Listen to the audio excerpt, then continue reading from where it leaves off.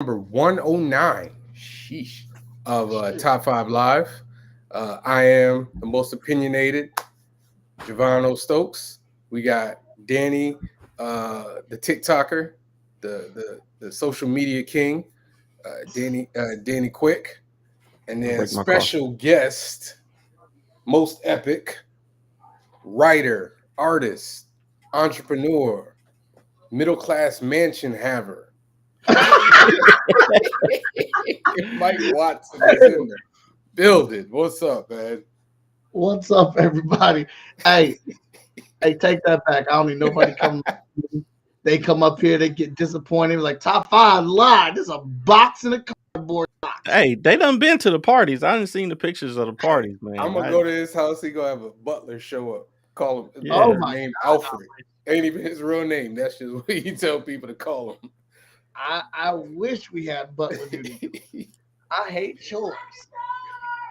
Oh Bro, my gosh, why what you is got going kids, man? on? We got Why you kids got kids? fighting in the background. That's the kids shouting out who next in the tub. It's chore time. 8 o'clock is when it starts.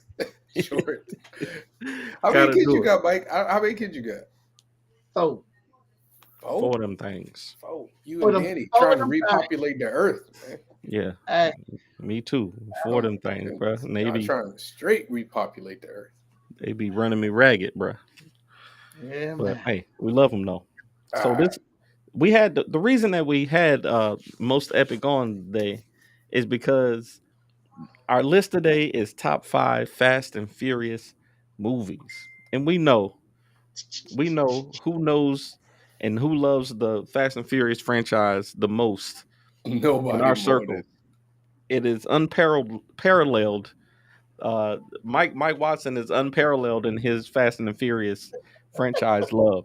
So, um, hey, we, Well, we appreciate you coming on and hanging out with us. I will update y'all. The love is gone. Uh oh. no. I have love for the old ones, which is Uh-huh. why I'm very happy to be on this episode. But Where did the love drop off? Where Well, I did the love was gonna say, go? what happened? well, in Fast and Furious 9, Vin he was very abusive to me. Um, Cheated on me. Um, Emotional distress, verbiage, and all types of stuff. And I took him back like a battered person would. And he apologized and said, I'm gonna make it better. I'll never do it again. And then he did it again in 10. Um, I like 10. 10 was good. okay, well there's What's the wrong problem with right 10? Oh, Was it? come on, man. Tim, It wait, was, Tim. hey, hold Tim on. was the one with Bow Wow, where Bow Wow came back. No, that's 9. Oh, there. okay. I actually like 9 more than 10. Then No, I didn't like, man, come on. We're going to get into it later. We're going to get into it later. Sean Moore says it's gotten to the point where the cars are like metahumans and mutants. Hey, hey, Tony What? calling you out. I what's see why you dropped that short. hey? Once they went into outer space, I was like, okay, I got it. I understand now. Nah, they lost me. Not lost me, but I realized that they had given up on reality Reality. when they was driving them damn the safe. Oh, in When they 5. was dragging the safe, yes. When they was dragging that safe like it was made of cardboard. Dragging it through on the bridges over the ocean It was, like it's a ping pong ball on the back. and then to hey. make it worse, they would like stop and then like start and pull it off. Like it took forever for them to pull it the first time, but after that, they was just flinging that bad boy around like it Oh, was a tin can. that's called steel momentum. It only exists Yeah. in movies. Oh, okay, Yeah, okay. yeah. It's like Still friction when you momentum. build Yeah. it up. What was I thinking? Yeah, What was absolutely. I Makes thinking? I expected them to obey the laws of physics. No, My Fast and bad. Furious. That's My what you bad. Fast and My Furious bad. has its My own bad. laws of physics. So once My you bad. understand that, you're good to go. Yeah, I Look at think you're that. right. We got Around the angry black man in the building, the one and around only, the original Morgan Iverson finally made it. Right. I thought we was gonna have a good day, man. Man, we having a good day. Everybody getting their Hey, games Hungry, today. man. Hey, Morgan. Yes, Apparently, sir. room when I came on the show, I just found out me and Javon wasn't even friends. He Y'all did, weren't what? I he did found tell out that him. we wasn't even friends. Hey, all that Man of Steel talk was sitting wrong with me, man. This dude, he Yeah. appears every time I bring up Man of Steel. He Yeah, don't if you even like- be in the chat, and then like I'll be like, Man of Steel sucks, Javon. I'm gonna kill you, like out of nowhere, man. like it just Dang. out of nowhere. That's what I got to deal with. I said Suits is a great show, and he said, Mike, we friends again. God damn, when stop. Hey, look, if your whole friendship hinges on the type of entertainment that you consume, I mean, I don't know that that's a friendship I really value that much. You know what I mean? He said Javon was about to quit the show when me and Morgan were talking about how good Wakanda Forever was. We was talking about we enjoyed Wakanda Forever, and he was like, you know what? Hey, time out though. This show ain't for me. Morgan was finna quit the show a couple times because I kept saying T'Challa need to be recast. So let's not talk about listen, people who I quit was trying to keep the peace. Is what I was trying to do. Morgan was like, I'm a peacemaker, Morgan was like not 2 a seconds peacekeeper. away from being like, you know what? I'm gonna reboot the show Hey. with Ro Lamb and Wale. I'm a peacemaker, not a peacekeeper, man. You know what I'm saying? You see me, I take an episode off every now and then to recalibrate, and then I come back better than ever. That's how you're supposed to do it. Man, shut the F up. Everything was going okay until you started your lies. You know what though? I'm not mad at Danny. Danny has provided us with some of the best takes and moments on this show. Like by best takes, do you mean craziest? Oh yeah. Best as in funniest. Been the moment I provide moments of clarity for y'all. That's all. Come on now. No, that's not the case. Well, all right. So where y'all want to start today? Y'all want to talk about Usher and the impending Super Bowl performance that I think is going to end up being top 3. I think it's going to end up being top 3. It's going to be because I just watched his Dreamville performance, and Usher's. I know I missed the episode of Unbeatable versus Artists, but Usher is on there. Usher is one of those in the top 5 unbeatable versus artists. That guy has hits. He's got a catalog. Yep. So if they're gonna give Usher 13 minutes, he could do a song every minute. He could do a different song for all 13 minutes. And absolutely, I will probably be able to sing all 13 minutes of it. That's why I'd be laughing when people keep trying to put him up against Chris Brown. I'm like, listen, man, Chris don't want that smoke. There's not many that want smoke with Usher, bro. I mean, that dude's got that Charlemagne. That Charlemagne said, what Sean say? Man, why you making that face, man? About that. About what, Sean? No, I'm looking at Mike, man. Mike making that face. Yeah, Usher got nuclear weapons, bro. I was talking to my children. They always come check on me because I get on live when it's dinner time. So she was coming to ask me if she wanted me to bring me a plate. Oh, see, look at that. Man, that's beautiful. Kids are useful sometimes. He's got the herpes too. What, Jay? Jay, man, what the fuck? Jay, what? Why? Number one, why are we talking about another man's STD? I don't know. Talking about Usher. He said, "Let it burn, gotta let it burn." You know. Oh, that's out of bounds. My God. He said, "What in the world?" I mean, in my opinion, the best Super Bowl performances have been Mike, Prince, Bruno Mars, Beyonce. That was all the same one. Bruno Mars, Beyonce. No, my top. Bruno had one by himself. Yeah, my top is still Bruno Mars, Beyonce, and Coldplay. That's still my favorite. Where's Michael? I said that's my favorite. Oh, still Coldplay.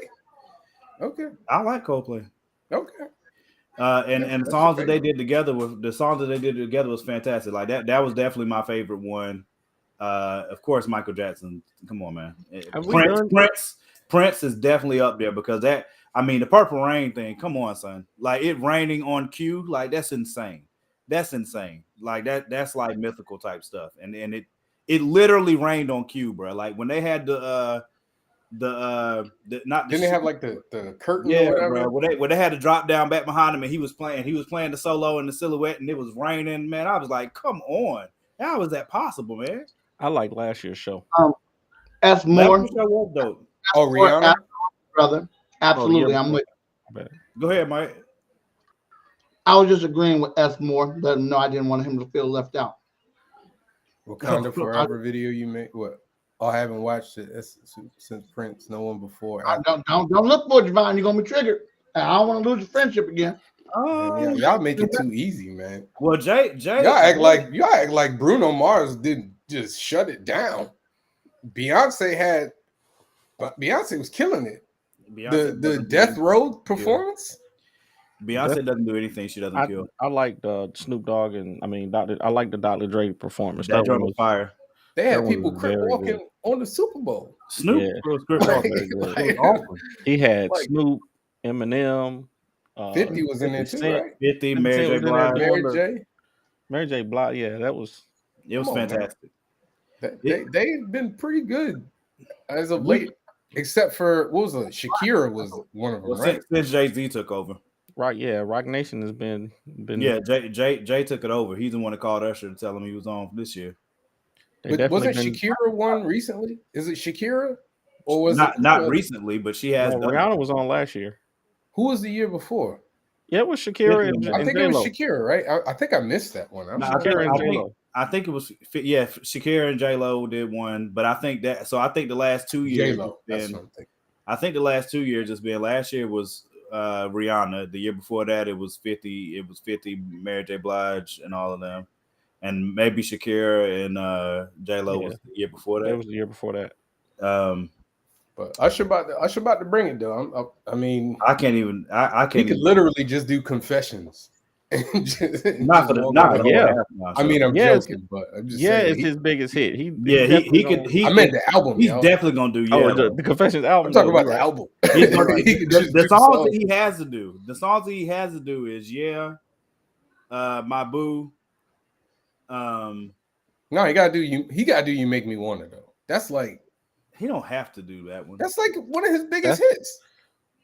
I think My Way. He got to do My Way. He got to do He got to do Confessions.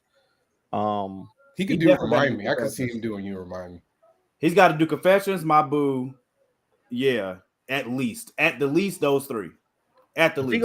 If he brings features, he is bringing features. You know that. Come on now. Then it's rap. Lovers and Friends. If he bring out Beyonce to Love in This Club, bro. No way they play. If he brings out Beyonce Lovers to and Love Friends in This Club, hey, that's Lil Jon and Ludacris. I'm gonna be standing up for that entire thing. Next year, let it be Janet Jackson. If they let JT do it again, she did. Janet Jackson will never grace the stage at a Super Bowl ever again. I think I am comfortable in saying that. I'm very comfortable. Jay-Z, she did her thing. She done. Nah, I don't think it. And that's not enough. Do you know the damage they did to that woman's career because of that? I don't think she would need an on-air apology from the NFL. Somebody said that she was responsible for launching YouTube. By the way, the weekend performance was whack. I don't care what nobody tell me. I just don't know. I'm not a big Weeknd fan. Yeah, I didn't know his music. So I don't. It still wasn't good. I don't know what he was doing walking through the thing, mirrors. It's just like great meme. Me not knowing the music for the Weeknd thing. You know what? And I'm glad Mike is on, man. I've been talking to Mike on live, bro. We talk about it in a minute. You know how sad I was because you remember last week. Remember we was talking about it in the chat, and I was like, man, I don't know if I've seen 5 Fast and Furious movies, and I was like, I don't know, because I can't remember the last one I saw, right? And I was going through them joints, and I said, God dang it, I have seen one. I told you, if you saw the one with Paul Walker, then you at least saw 7. But I did not see the one with Paul Walker. That one I purposefully skipped. I did not see that. Wow. Yeah. That's one of the better ones, in my opinion. Wait, the one where the last one? The last one he was alive for. Yeah, I have not seen that one. Yeah, I haven't seen X. I haven't seen the newest one. I might watch X after the show. Honestly. I haven't seen the newest one. Whichever one is the newest one. That's 11, right? Or 10? no, No. X. That's 10. X is the newest one, and then they got another one that's getting ready to come out, I think. Yeah, I haven't seen 10 just because watched it like next one comes out in 2025, right, Mike? Well, that next one might not come out. Then talking a whole lot of profits. That bad boy ain't make the money that they said it was. Really? Huh? Oh yeah, Vin Diesel went on a whole. This is another reason why I'm not a fan of the franchise anymore.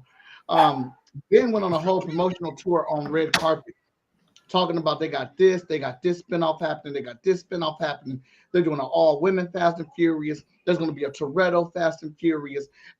Wait, did you say spinoffs? Like all types of quotables and sound bites. But the thing is, X did not make the money that it was supposed to make. Very expensive film, and now there's also rumor mills that Vin is now beefing with Jason Momoa because Jason Momoa was the best part of the movie. He stole the show. Bruh, this dude need to get it together. He should have known that was coming, guy. And you know how he is with other people that can act better than him. You know, he can't take it. He don't know what I'm talking about, Vin. I'm very seriously considering watching Fast X after the show. I want to play Baldur's Gate. I ain't gonna cap, but I got everything that I needed to know out of Fast 9 when they caught the car with the airplane in a drive-by. When they did that, and then number 2, when they strapped a rocket to the car and sent it into outer space and then brought it back and landed it. I said, yeah, they can do what they want, bro. I am good. They can do what they want, bro. I am good now. I understand. When old boy came back to life after being blown up, we watched him be blown up. Yeah, they don't. I don't even think they worse than Marvel, man. We've talked about this before when Mike was on last, and Fast and Furious came up. Like they don't attempt to make it make sense. They just be like, hey, they do not care. Here go this movie. Now my number one, I know it's not gonna be everybody else's number one because maybe I don't know. I don't know what y'all's number one is. My number one. Wait a minute. We ain't there yet. We ain't telling the list. I'm not gonna say what it was. Hold on one second. Did you just say? I just want to know. I just want to make sure. It was a joke, Mike. It was a joke, Mike. That the this is why me and Mike don't be friends. I'm asking a question. I want to hear the question. What is What is the question? I tried to let it go, but what happened? Is that why you went black? Yeah. Did you just say the Fast and Furious is as bad as Marvel? I'm talking about when them killing people and bringing back. It wasn't about. I was talking about Marvel Comics, man, not the Marvel MCU. Oh, Marvel I need to read, brother. I saw him go black. As soon as I said it, I saw him go black. Mike needed to take a moment. Mike got so bad. Mike turned off his camera and threw something like this nigga. By the way, Jason Momoa is actually good in Fast X. I like him. I like him as a villain. He is. He absolutely is. That's big. Honestly, that's the biggest reason I'm probably gonna watch it after the show is because if he's in it, I'm pretty sure. If he's in it, I'm pretty sure that. No, he was really good. He was. It's just like when Hobbs and Shaw brought in Idris Elba. I was like, I mean, I kind of got to watch it now, but I don't know if I'm gonna like it. And we'll get to the list at some point. But now, when your boy, which one was it that John Cena came in and he was his actual brother? And all 8 movies before that was about family, and they didn't mention this nigga one time. Can I ask a question? Why is his son black? Hey, who knows, bro? It's like somebody, because I watched it. Me and my wife were watching it. Physics and genetics are not a thing. Physics and genetics are not a thing. And was light as hell. Hey man, he ain't got a smidgen of melanin there. Say something. And John Cena is supposed to be his brother. Maybe he just claimed from the same mother. I don't know. I'm not going to try to make sense of this. Okay, Somebody help me out here. Don't try that to. ain't my lane. It's not my lane to do that. When I saw that little boy in 10, I was like, wait a minute, time out. It's not my lane, bro. I'm not getting ready to sit here trying to justify it at all. What did y'all think about? Are we going to talk about Deion Sanders and them losing their first game? Was it expected, and are they going to lose this week? Oh, I think yes, it was expected. It was 100%. Go ahead, Mike. You go first. I was going to say, I just think Deion said everything that needed to be said. No excuses. We lost. The coach did a job. They planned for us. They was ready. They beat us. And get me on record. This is the worst y'all ever gonna see us. Yeah, I think I'm not even into sports, and I just think that was one of the best interview after a game speeches anybody could have gave. Yeah. He said, "Get me now. This is the worst we ever gonna be." And they getting somebody. I don't know if it was Chris Bouchard or the other guy on the show, but one of them were saying that they are getting like that championship treatment where people are you're gonna get your best. People are gonna give them their best football, like whether they're playing ranked or unranked opponents. They're past the point of like an equal. Everybody has an elevated motivation when playing against them because they want to beat Deion. They want to beat Deion. So, that's not why they lost. They said the other coaches were calling up that coach and giving him like information to point us to people.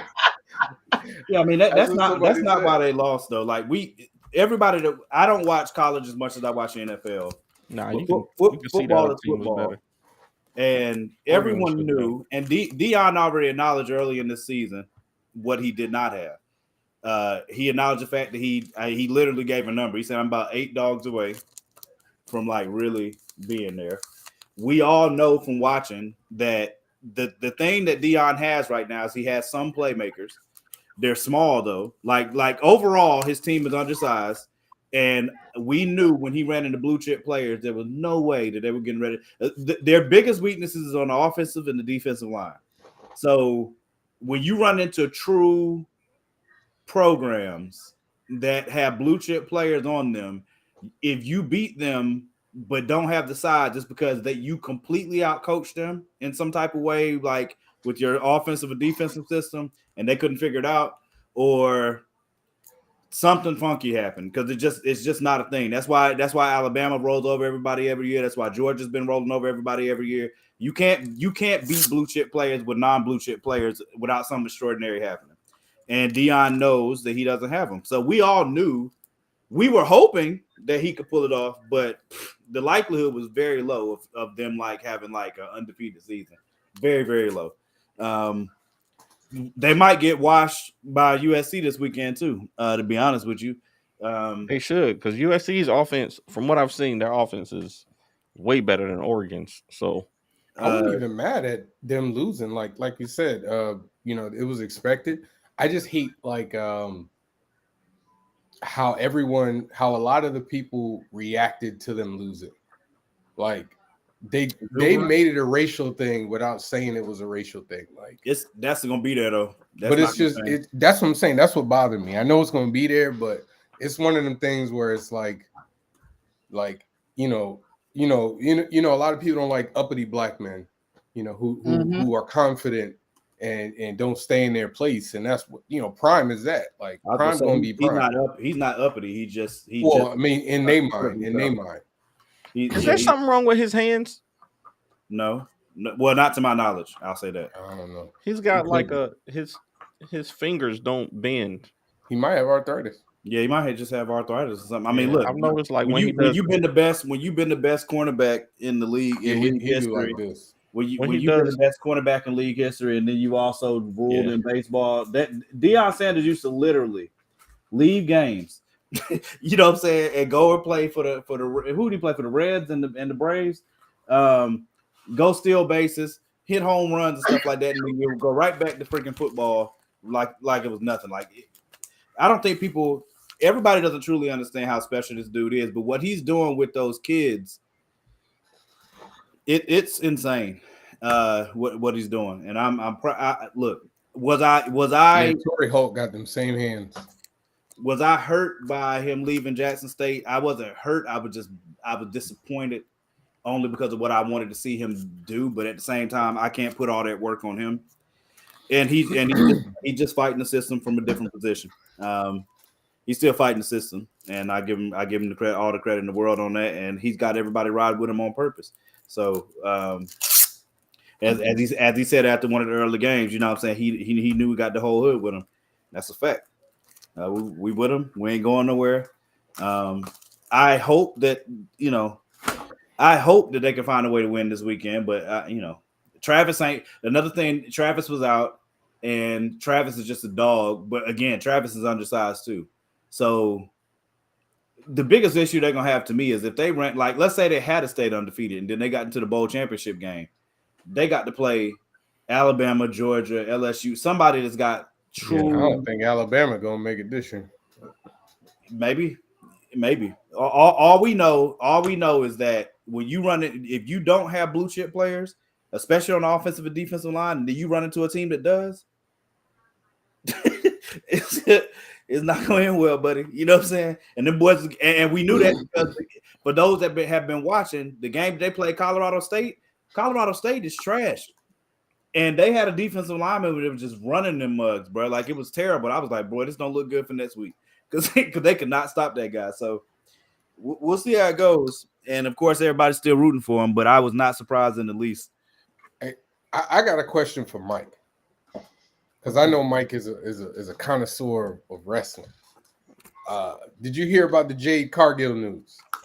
Yes. What are your thoughts, man? Oh, for those that don't know, Jade Cargill from AEW. It's a very, very popular black female wrestler, and now she let her contract run out at AEW, and now she's going to WWE. Oh, she's trying to get paid. Yeah. I don't know much about her. I know from what I've seen, she's not that great of a wrestler, but she's an amazing entertainer. Obviously, she's thorough and in shape and stuff, but I think she's trying to get the bag, and I'm not mad at her. The WWE is the big leagues. So, number of respect for her being to put herself in that position to be able to get that, to be able to do that. So I think that's dope. So I wonder if she'll end up in NXT though first. Oh, now I know you called me a connoisseur, but I ain't that much into it. What? I'm more of a 90s 2000s child. Oh, really? I didn't know that. Amen. But I did keep up with her because I like her flair. Well, number one, I have bias. She's a dark-skinned girl out here winning, and I love it. I'm always going to be a fan of that. But I know she can play. I know she can play hero or heel very well. So it's kind of up in the air. I think she might be able to just do whatever she wants to do over there because she's a proven. I don't mean to say it like this, but she's a proven property. She's a proven IP. She's successful. Man, I don't want to see her in Charlotte, man. Get out of here. I'm tired of Charlotte Flair. All right.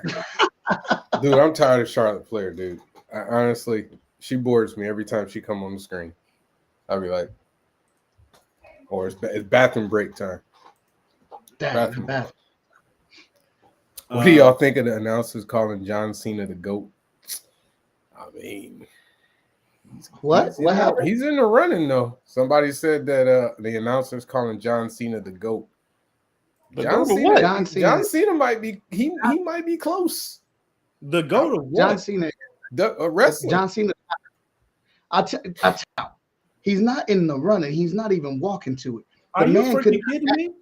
The man couldn't act until he got under James Gunn. How in the mother freak could John Cena be? Come on, man. Stop it. Come on, y'all. Well, I'm not saying that he is the GOAT, but I'm saying if you were to do a top 10 WWE wrestlers of all time, it'd be hard to keep him out of the 5. No, it would not. No, I wouldn't. I'm trying to think that if I were to do The it, Rock, it would be Hulk like Hogan, Undertaker, The Rock, Stone Cold, Undertaker. Well, I will put Macho Man, Randy Savage. Hold on. 5 at least. No, I can't. I don't put Macho Man over Cena.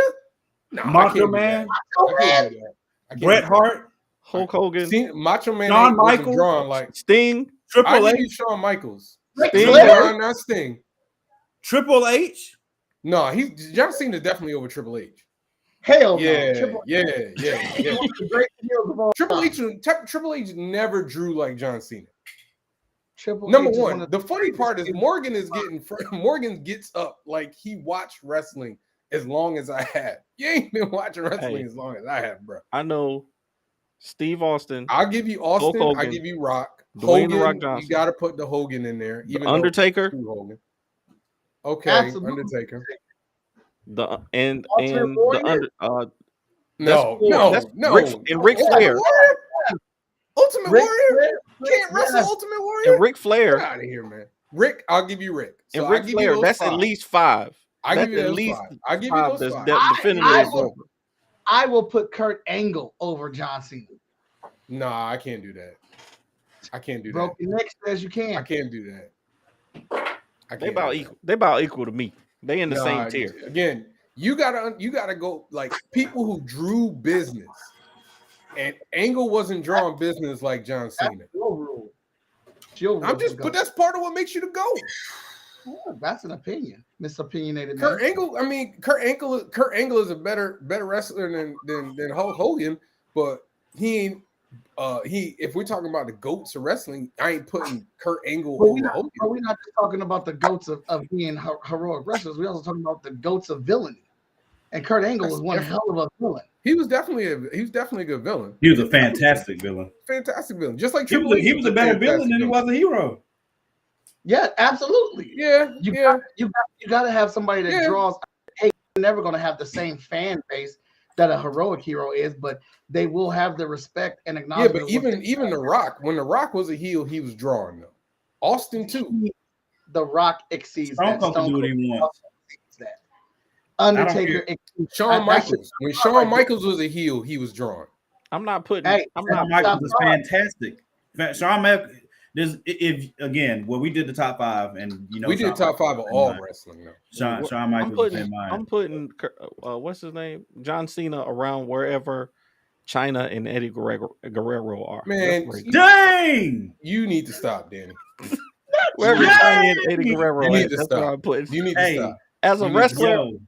You need to stop. And I love Eddie Guerrero. I love Eddie Guerrero. Was the man. China was dope too. That wasn't no, dude. Stop with that. That wasn't disrespect. That is disrespectful. That's high praise. That's disrespectful. China was a draw.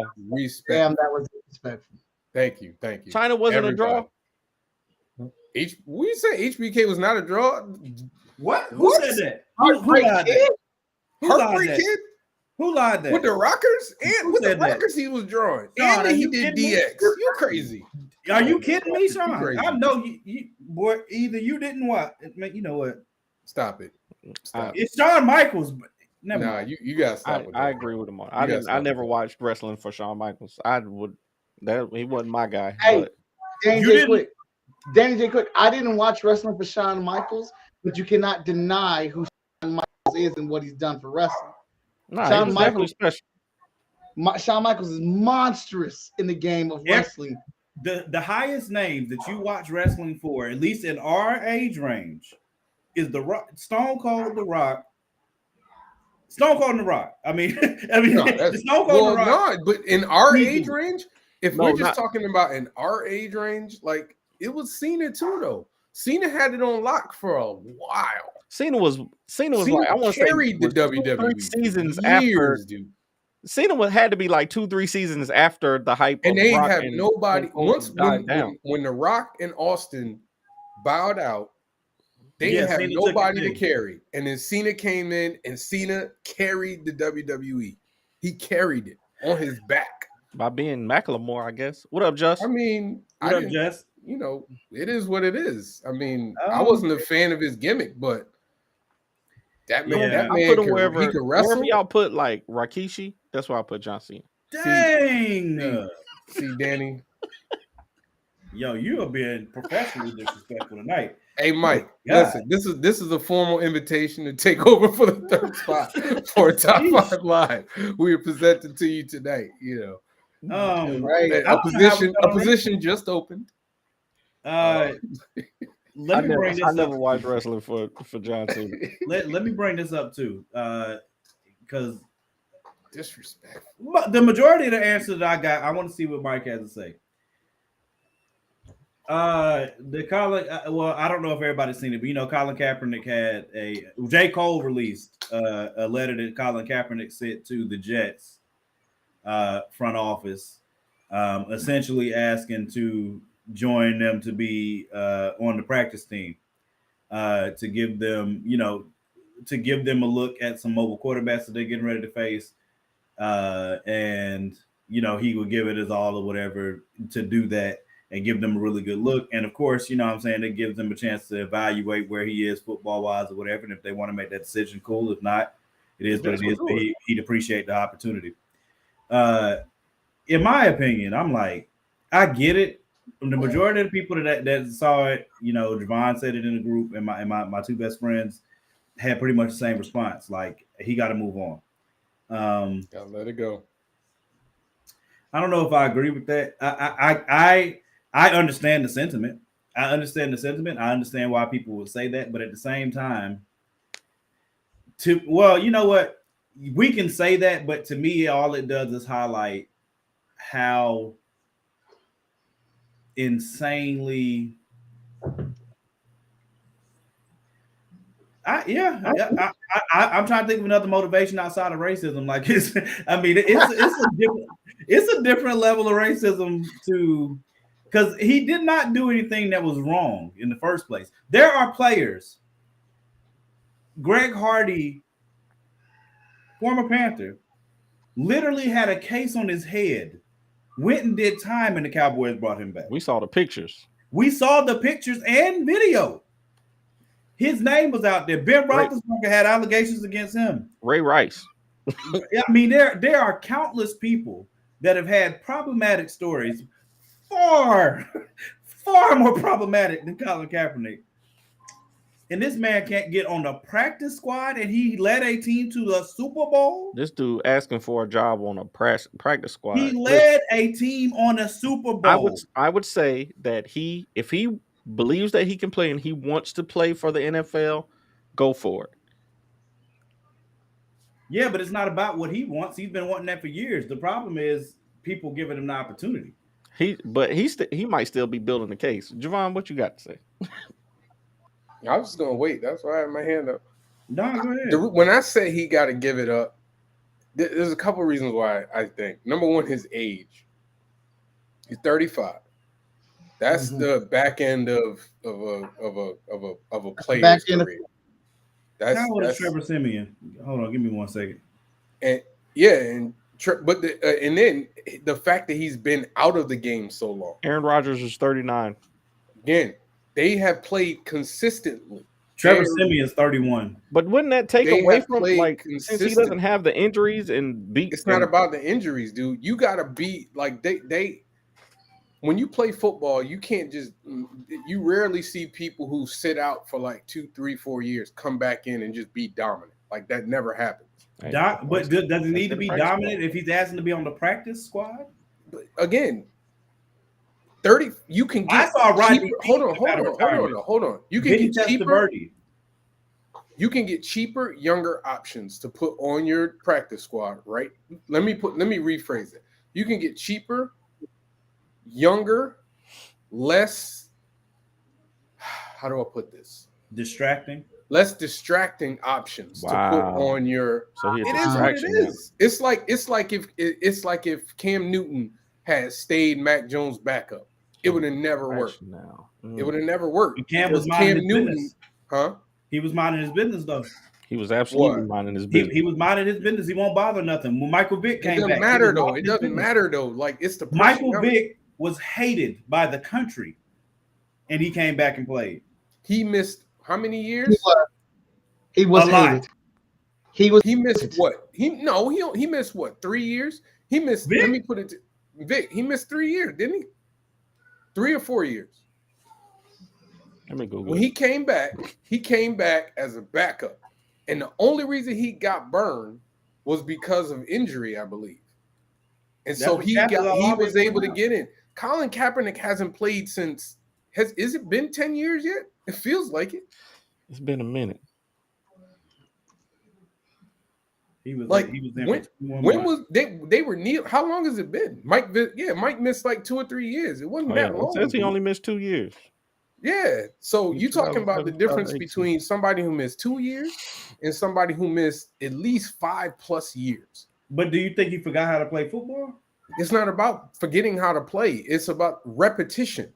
Like he could have been getting reps in this whole time. Y'all think it's the same thing when you think it's the same thing to practice by yourself without NFL caliber talent again, and then going in the field and playing NFL caliber talent. No, I think he's asking to join the practice. And I'm making the point. I just gave you 3 reasons why. Like, that's why it's not going to work, because they can find an option that hasn't been out of football for like 7 years. Like, Trevor Siemian played like last year. He was actually playing NFL games. Find somebody that's been to the Super Bowl though. How long ago was that? Let me see how long. All right, listen, guys. Let me see how long. I love the Colin Kaepernick, but how many times we gonna bring up that? That was a long time ago. That was a long time ago. Did football change? Yes, football actually has changed a lot. Rules change all the time, bro. He said that football change. Are we still throwing all the time? All the time. The goal. That's like expecting a basketball player who ain't played in 10 years and is now 35, 36, 37 to come out and be able to keep up with Mike did it. It's not. It's not, because he wrote a letter to them asking to join the practice squad. That's a good point. How do you know he hasn't been practicing with NFL caliber talent? Because everybody in the NFL is playing. Real NFL players are playing. Jordan played with NBA talent off the court all the time, which is a lot easier to do. He consistently played though. He wasn't gone for almost 10 years, guys. You're talking about almost a decade not playing in the NFL. So basically, you saying you don't think he can do it? You don't believe? No, I don't. He was not. Listen, he got benched before he was out. He got benched. I hate to see a black man get I'm not even gonna bring it up. I'm not trying to put him down. I'm just talking about realism. Like, this is the reality of the fact. How long was Benny Testaverde out, Morgan? I don't even see how long he was out. I know when he retired. Guess how old he was when he retired.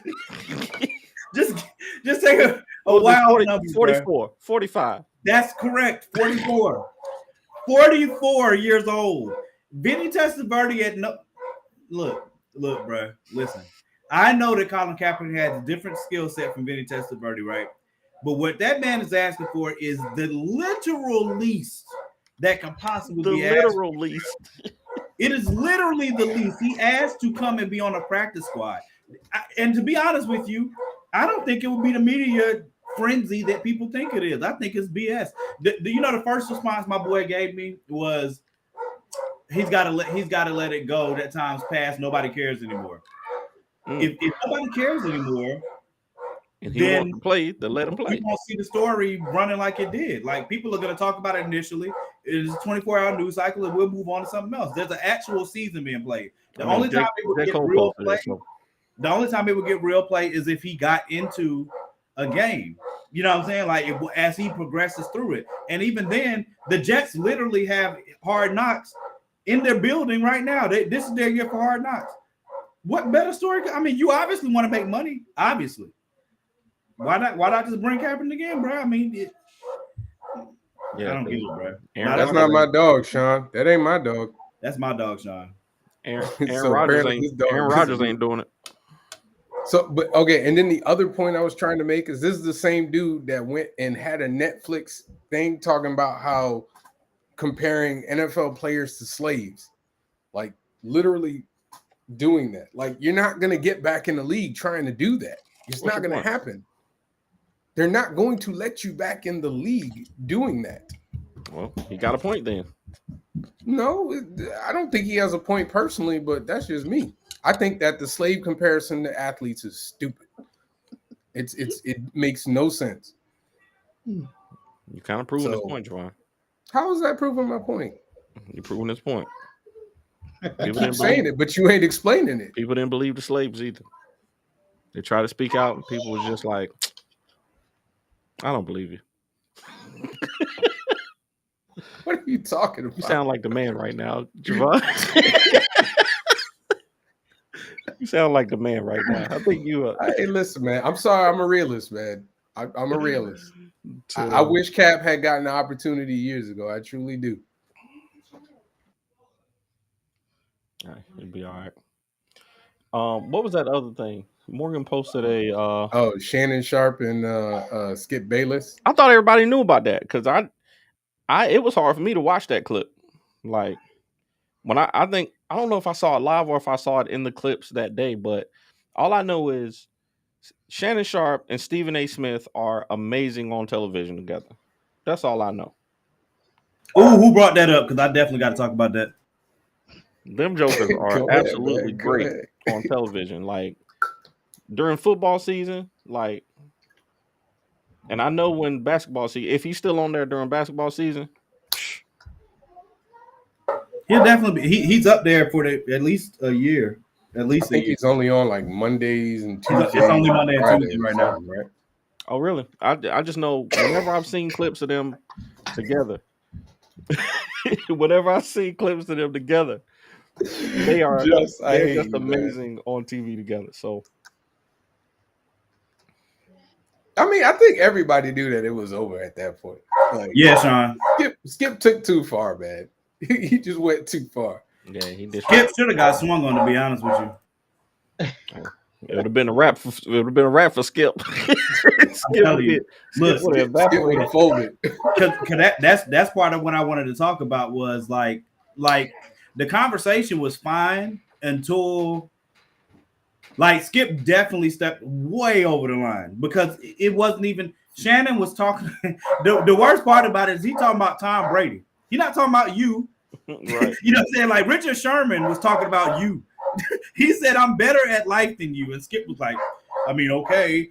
You know what I'm saying? Like, you know what I mean? You did all that. And now you got Shannon Sharpe sitting in front of you. And y'all are talking about Tom Brady's performance. And you got so offended that you want to tell this man he was way better than you ever were. If I was Shannon, I'd be like, bro, what? You know what I'm saying? Like, you know what I'm saying? And Shannon was trying his best to like. That was hard to watch. Yeah, you know it was hard to watch. The Damar Hamlin thing. I saw Damar Hamlin, and that's what I thought people were pointing to, and that's what I thought Stephen A was pointing to. But when Stephen A played that clip, I said, God, I didn't even see this. Yeah. So it was bad. It was really bad, bro. Like that was bad. Like I know there was a third thing. There was a third thing too, though. There was a third instance. Something between that. Huh? It was something between those two incidents. Yeah, I didn't get to see the interview. That interview, I saw the Tom Brady thing live when it happened, and I was like, Jack. But what was the other thing? What were the other like? Damar Hamlin was the big one. What did he say about Damar Hamlin? It was Skip had tweeted the night that Skip. Okay, so when Damar Hamlin got hurt, Skip tweeted, there's no way that they'll be able to play this game now. Something. It was something like that. And it was literally he was saying that they should continue the game. Yeah, it was a huge game. It was a huge game, and it was literally going to decide seeding. And Skip, I understood where Skip was coming from, but that's one of them joints where it's like, nigga, it was like get him off the field. I think he said something like get him off the field. Like it was no, he ain't saying nothing like that. It was something. It wasn't just. It wasn't anything that was directly F this guy move. He was talking about how important that game was, and he was like, I don't know how. Oh, I remember now.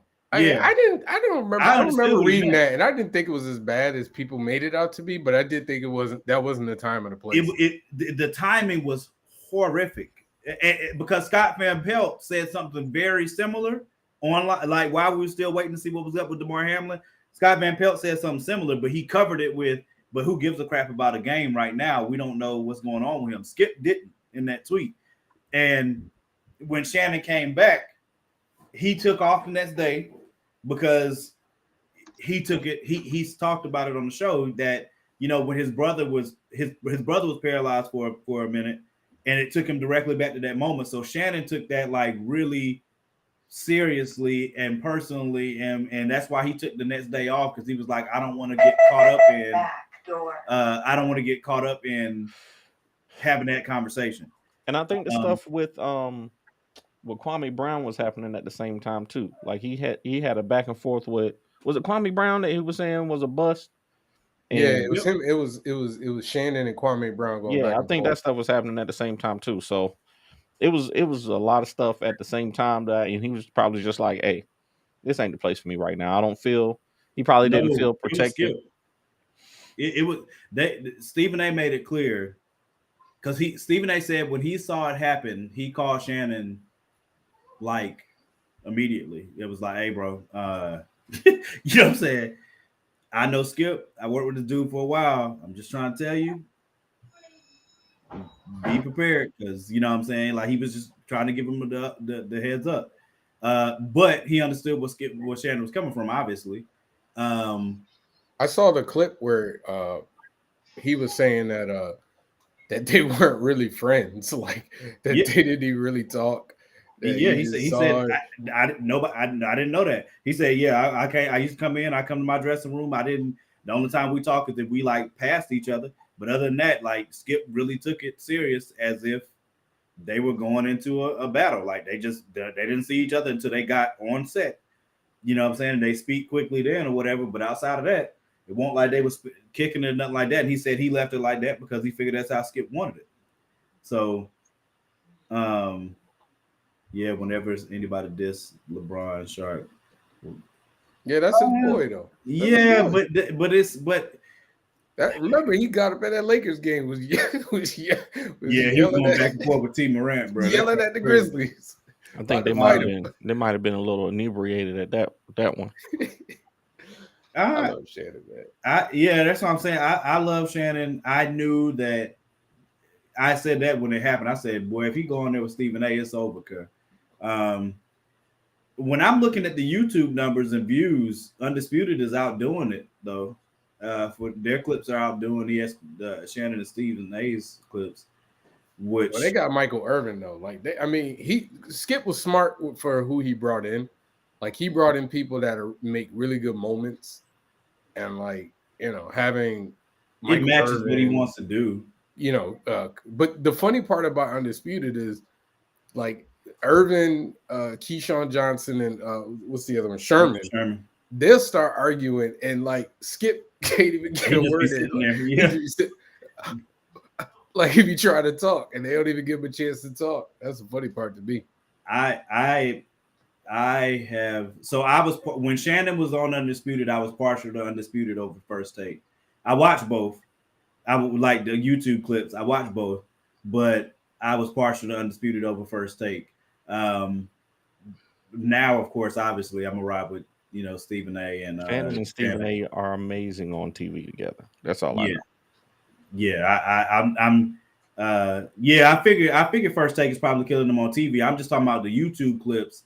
When I look at the views, I've been paying attention to it. The views on Undisputed are higher almost every time that I look than because they don't be watching it. They watch it. I will tell you this. Now people feel when they talk to me about like, how do you watch so many movies? How do you watch so much anime?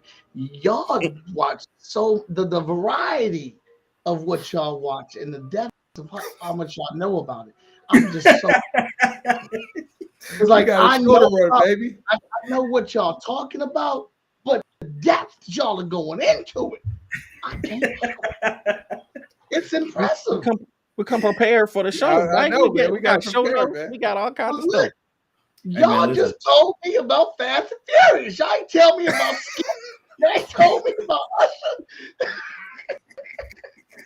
They said Mike come on the show and talk about Fast and Furious. Listen, man. But Mike, you know how to Mike over here doing research in the background. Like, let me watch the clip real quick. Here go Amani on that BS, bro.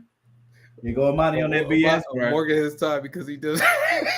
Here you go, cuz. I knew it was coming. I knew it, man.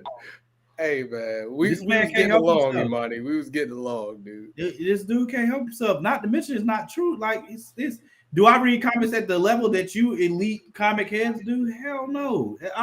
I'll never get to that point, bro. Just the same as I don't expect people to watch as many movies as I do. But I mean, how many comics you read a month, Morgan? A week? A week? Oh God, yeah. Well, I can't even tell you. Like less than 3 a week. Are you kidding me? That's not bad. I mean, it's if I'm reading comics, it's indie comics that I have ordered. That's fine. You know what I'm saying? Or the joint that Greg did, the Milestone Initiative. If my people are writing stuff, I read that. You know what I'm saying? Like, but I don't go. That's fine, Morgan. I'm defending you. That's fine. I rarely go to the comic book store to like get new. I'm definitely not jumping into Marvel and DC. There's no reason for me to do that. They got some good stuff, man. You should check out the Black Panther run, man. It's pretty good. Now that I will do. I did buy the all the Priest run. No. The what's her name? Is it not Al? It's Eve Ewing. Eve Ewing's Black Panther run. It's pretty good. I have not watched Kirk Franklin's documentary. I heard about it. I plan to. That's on the list. We can talk about it next week. I'm gonna watch it. I'm gonna try my best to watch it this week. All right. Was there something else we wanted to get into before the J-Pack won the poll last week? He did. By 1. I'm so mad. Your list didn't count. I don't care what you talking about. Man. Your list didn't count. I voted for it, so fake list. Yeah, ain't no fake list. Y'all be BSing. I be asking direct questions, and y'all be completely glossing over them. So y'all can suck one on that. I don't care. What you mean? What you mean? We give you answers. I'm sorry, you decide to do what you want to do. No, yeah, there was no. Just said no Black Panther talk. We talk about the comics, just. Yeah, no, we're not talking about Black Panther again. What up, Kyron? No, we're not talking about Black Panther again. So we talked about Usher. We got into wrestling. I haven't got to wrestling. Talked about wrestling. We talked about that John Cena comment. Still disrespectful though, bro. Like that was crazy. John Cena is a top 10 wrestler, man, all time. All time. Yeah, I wouldn't call him the GOAT. I would have to put him in the top 10 only because of what you said earlier. I will give him credit that he did carry after the Rock and Stone Cold step. He did carry it. I will give him that credit. John Cena is in the top 11, 12.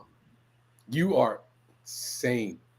I got to give him top 10 only, but let me count. Okay, Stone Cold, The Rock, Undertaker. Are we talking about all wrestling or just WWE? We were just talking WWE. Oh, I'm about to say in all wrestling. If we talking all wrestling, there's some folks that he's not getting 10 if it's all wrestling. But if it's just WWE, box that out. Just WWE. All right, let me count. Stone Cold, The Rock, The Undertaker, Shawn Michaels, Hulk Hogan, Ric Flair, WWE. Yeah. Oh, okay, yeah, definitely Ric Flair. Then I only remember Ric Flair for WCW. I got a triple. I didn't say Triple H. How many? Triple H. I get triple. How many is that? 7. I can't have Triple H and Kurt Angle in there, and Cena's not in there. What about Mankind? No, not top 10. Not top 10. Mick Foley, bro. Not top 10. Huh? Bret Hart. Bret Hart. I give you Bret. That's 9. Absolutely, Bret. That's 9, right? I give you Bret. That's 9 with Bret, right? Yeah. 9. Your list? Yes, that's 9. I said, I'm gonna say this phone call about HP. Money over here, man. God. That's why Cena is higher than Triple H. Cena is higher than Triple. Thank you, Kyron. Thank you. Not for me, he ain't. Christ. Not for me. Cena carried the when you are a wrestler that carries he carried the WWE. Triple H was not carrying the WWE at that time. Austin and Rock were carrying. Oh, Macho Man. Daughter, dude. Oh my God. Macho Man. Man, I'm saying I'm not putting Austin and Rock, man. Triple H was never the guy. He was never the guy. He wasn't I'm not the guy putting because Cena over he Macho got Man. the charge. I'm not. I'm just Not saying. when he was wrestling. Part- Even when he is even a when he was the champ, even when he was the champ, he wasn't the guy. He is a wrestler. He wrestled. You know who while he is? You know who he was? Triple H at his time was like Seth Rollins now. Seth Rollins is amazing, but Seth Rollins isn't carrying it like Roman Reigns is. Like Roman Reigns, I wouldn't know if it's like wrestling past. I ain't putting Snooker's not top 10, man. I'm sorry. He's not top 10. Macho Man's not over Cena? You ain't gotta apologize to me. Where's Kyron? No, I'm Because talking my about list is trash. Kyron, who are you putting? You're not putting Macho Man over. Thank you. See, Kyron is Again, my wrestling list is very specific. Kyron, you want to come in, man? My wrestling list is just from the Sting. Well, I watched wrestling way back when like Lex Luger and Hulk Hogan and all them cool, but I really was, I was a kid. I wasn't really paying attention. He was Sean. Macho Man Randy Savage. But then when it was The Undertaker, Stone Cold, The Rock, Degeneration. And then after that, once that died down, everything that happened after that, who cares? It don't even matter. So I'm giving y'all knowledge on the time that y'all not fluent in. Y'all weren't watching. Y'all weren't watching this period that I'm talking about. There was no reason to. Well, that's your opinion, but Cena carried the WWE. He truly did. I give that credit. He carried it like but not top 10, Jess. Not on his back though. Dude was a star. Like he was a legit superstar. Cena? Yes. Yeah, no question. No question. He was. No, there's no question. He was. There's no question he was. He definitely let's do this list. So let's do these lists. Let's do these. Would you say Jake the Snake? No, I can't put Jake the Snake over. You seriously not putting Macho Man over Cena? No, I'm not. Because again, when I think about guys who are at the absolute best, I'm talking about guys that carried the company. Cena was literally the man. That's why I have to give it credence. He carried the WWE in one of the lowest rated eras. And dude, he didn't. Go look at some of those bad rating eras, man. Were the ratings as high? Okay, let me ask this because I stepped out. His ratings weren't as high as like Austin and Rock in them, but that was like the best analogy I could put was like that's when Image was hot.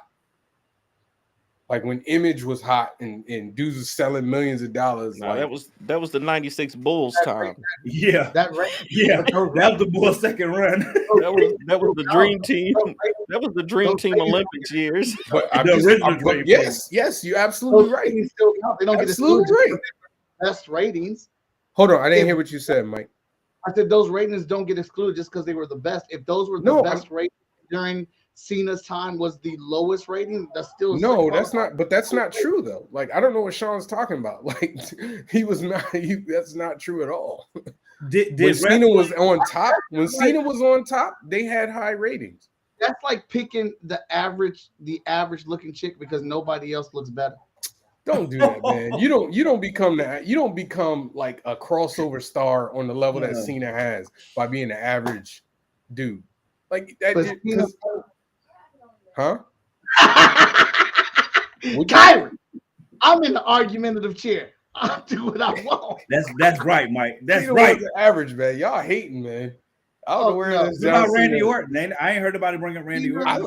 I'm a fan of Randy Orton. Randy Orton is one of my I didn't like him like that, but I love Randy Orton. No, Randy Orton is absolutely one of my favorite wrestlers. Randy Orton is closer to Macho Man than to me, though. Because Randy was never the guy. Hey, how y'all not know China in the top 10, Justin? Come on, bro. Come on, Just. I don't know. You know how many female wrestlers I would put before I put China? Come on. Wasn't Brock Lesnar in the Cena era? Wasn't that the same time? Who? See, he was like before they like crossed over, like because he was actually during Rock's era too, though. Who? Mm-hmm. Brock Lesnar. Brock Lesnar. Yeah. Brock Lesnar was around like the Rock's era too, though. I was gonna say honestly, Brock there's a very good argument for Brock. If we were doing outside of if we were doing all wrestlers, he definitely doesn't make top 10. Because I would argue for Goldberg. I would. If Goldberg was coming on, I was watching. I'm putting Mankind over. I'm definitely putting Mankind over John Cena. I'm definitely putting Mankind over Goldberg. I'm not arguing with Goldberg because all the rest of us said he can't wrestle. That he always injured them. That he wasn't a player. Goldberg had one good year. Hey, listen, I'm just talking for me personally. If I heard dun dun, I used to be, Goldberg had one good year. I used to be hyped. I'm just saying. Javon, weird stat. I heard that this week MJF already has more matches than Lesnar. The only thing Cena had was the intro music. I didn't even like his intro music. Let's do these lists. Let's do these. You can't see me thing. I agree with that, Just. I Just agree with that, man. You're a hater, Hey! Goldberg was not whack. Goldberg was whack, and he was overhyped. I don't like Goldberg. If all the wrestlers who get interviewed said they never wanted to wrestle with Goldberg because Goldberg always went off script and Goldberg always hurt them, yes, he is did. whack. I'm sorry. That wrestling is partnership. Goldberg is why Bret Hart retired. Bret Hart's the man, though. Goldberg retired him. Okay. Kicked that man in the head so hard he couldn't wrestle no more. All right. Well, I apologize. Y'all want me to go first, or Mike is the guest? No, Mike, we gotta go. So we doing. We might have to hold Mike's list to the end because he's the biggest fan, bro. No. We gotta go with Mike. The guest. No, I am the expert. I go last. That's what I'm telling you. You want to go last? Mike is the biggest fan of the franchise. He gotta go last. You want if the guest requests to go last, we can do that. You gotta go last, bro. So top 5 Fast and Furious movies. This includes the entire franchise. All 10 of them. Oh wait, 11. 11 because you got to count the Rock's Travis. Fast and Furious presents Hobbs and Shaw. You got to include that. That is part of the Fast and Furious Fast and Furious movie. Oh, hey, and I just want to know because I'm glad you asked that question, Javon. Are we including everything? Because they got 5 seasons of Dominic Toretto's cousin in animated form that counts the world of Fast and Furious on Netflix. But that's not a movie, though. It's not a movie. It's got to be a film. I was just asking. Okay. Don't movies. Don't, baby. Don't. It's not a film. It's not a movie. I just said no. This is saying no. He's like, no. Hey, listen. All right, listen, Mike. You know how hands are on this show now. You know what I'm saying? You know, I'll go first. Saying, bro. Don't. I'll go first. Hey, stay awake. Stay awake, Morgan. Stay awake. Here you go. Wide awake. Number 5.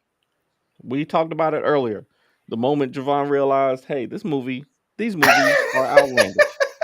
Fast 5. I think Fast 5 was actually the highest that you could go without being like, okay, this is absolutely ridiculous. I can't accept this anymore. Number 4, the original, the Fast and Furious, the first one, which was just about street racing and cops, and it had the relationships, and you really didn't know. I mean, we knew that we really didn't know until the end if it was Dominic and them, and you kind of felt betrayed with Paul Walker's character. You was like, yo, I really started liking them. Now you got to take them to jail. Number 3, for me, I love Tokyo Drift. I know everybody says it's whack, but that's the movie that that's the Fast and Furious movie that I actually watch more than the rest of them, because it was just so set apart, and it was just like, yo, what was it? Tom Cruise's The Last Samurai. It was like the white guy comes into town and he just masters the art and takes over. You know what I'm saying? And he was so likable. He was so country and likable. Then you had, Chad Martin, and I liked it. Number 2, Fast 7 with the emotional, Paul Walker leaving. And then for me, number one is Too Fast, Too Furious. That's my favorite one. That's the best one. Wow. Too Fast, Too Furious? Yeah. The second one? Wow. Yeah, getting Tyrese out of prison. Ejectocito, cuz.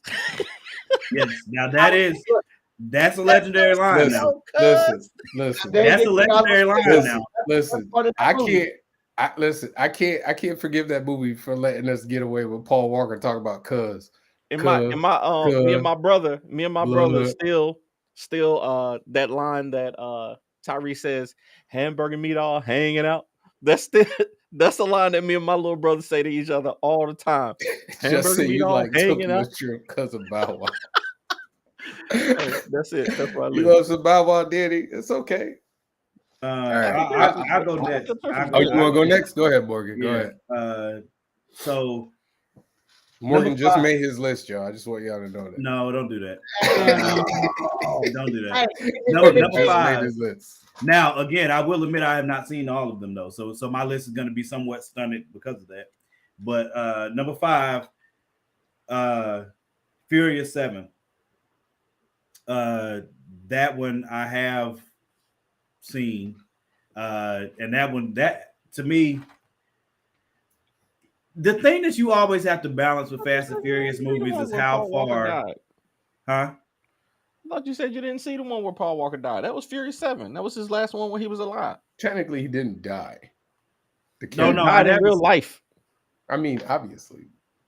Wait, Furious 7 is the one that has that's got Mr. Nobody in it. Yeah. Yeah, he drives off in the I have seen it. Okay, all right. Yeah. Furious 7 then. I'm my bad. But I know I remember Mr. Nobody in it, and I was like, I don't really like this nigga. And I look, but we'll get to that. So that's my number 5. Number 4, hold on. Number 4, Fast 5. The freaking again, every movie has something. When I was going through it, I was putting in my notes the things that I remembered the most from that movie. And I think Fast 5 is the one. Ain't that the one that's got the freaking? They stole the freaking huge vault, and they had like the big chase scene with that crap just buoying across it. Freaking crazy, man. Every last one of these movies has something crazy in it. Number 3, I put Hobbs and Shaw on there, and it's because I like their dynamic on screen. I knew The Rock was going to take it back to something that meant something to him. So them having the big fight back home, you know what I'm saying, at his house, and well, not his house, literally. That was when Idris Elba was Superman, right? Yeah. Yep. Yeah. And of course, obviously Idris Elba's in. I mean, come on. And when he was holding a helicopter with a chain, right? Yes, he literally with his bicep held a helicopter while he was on the back of a moving trailer, and he was like and he held the entire helicopter. Yes, that movie. Again, the thing is, all of them have.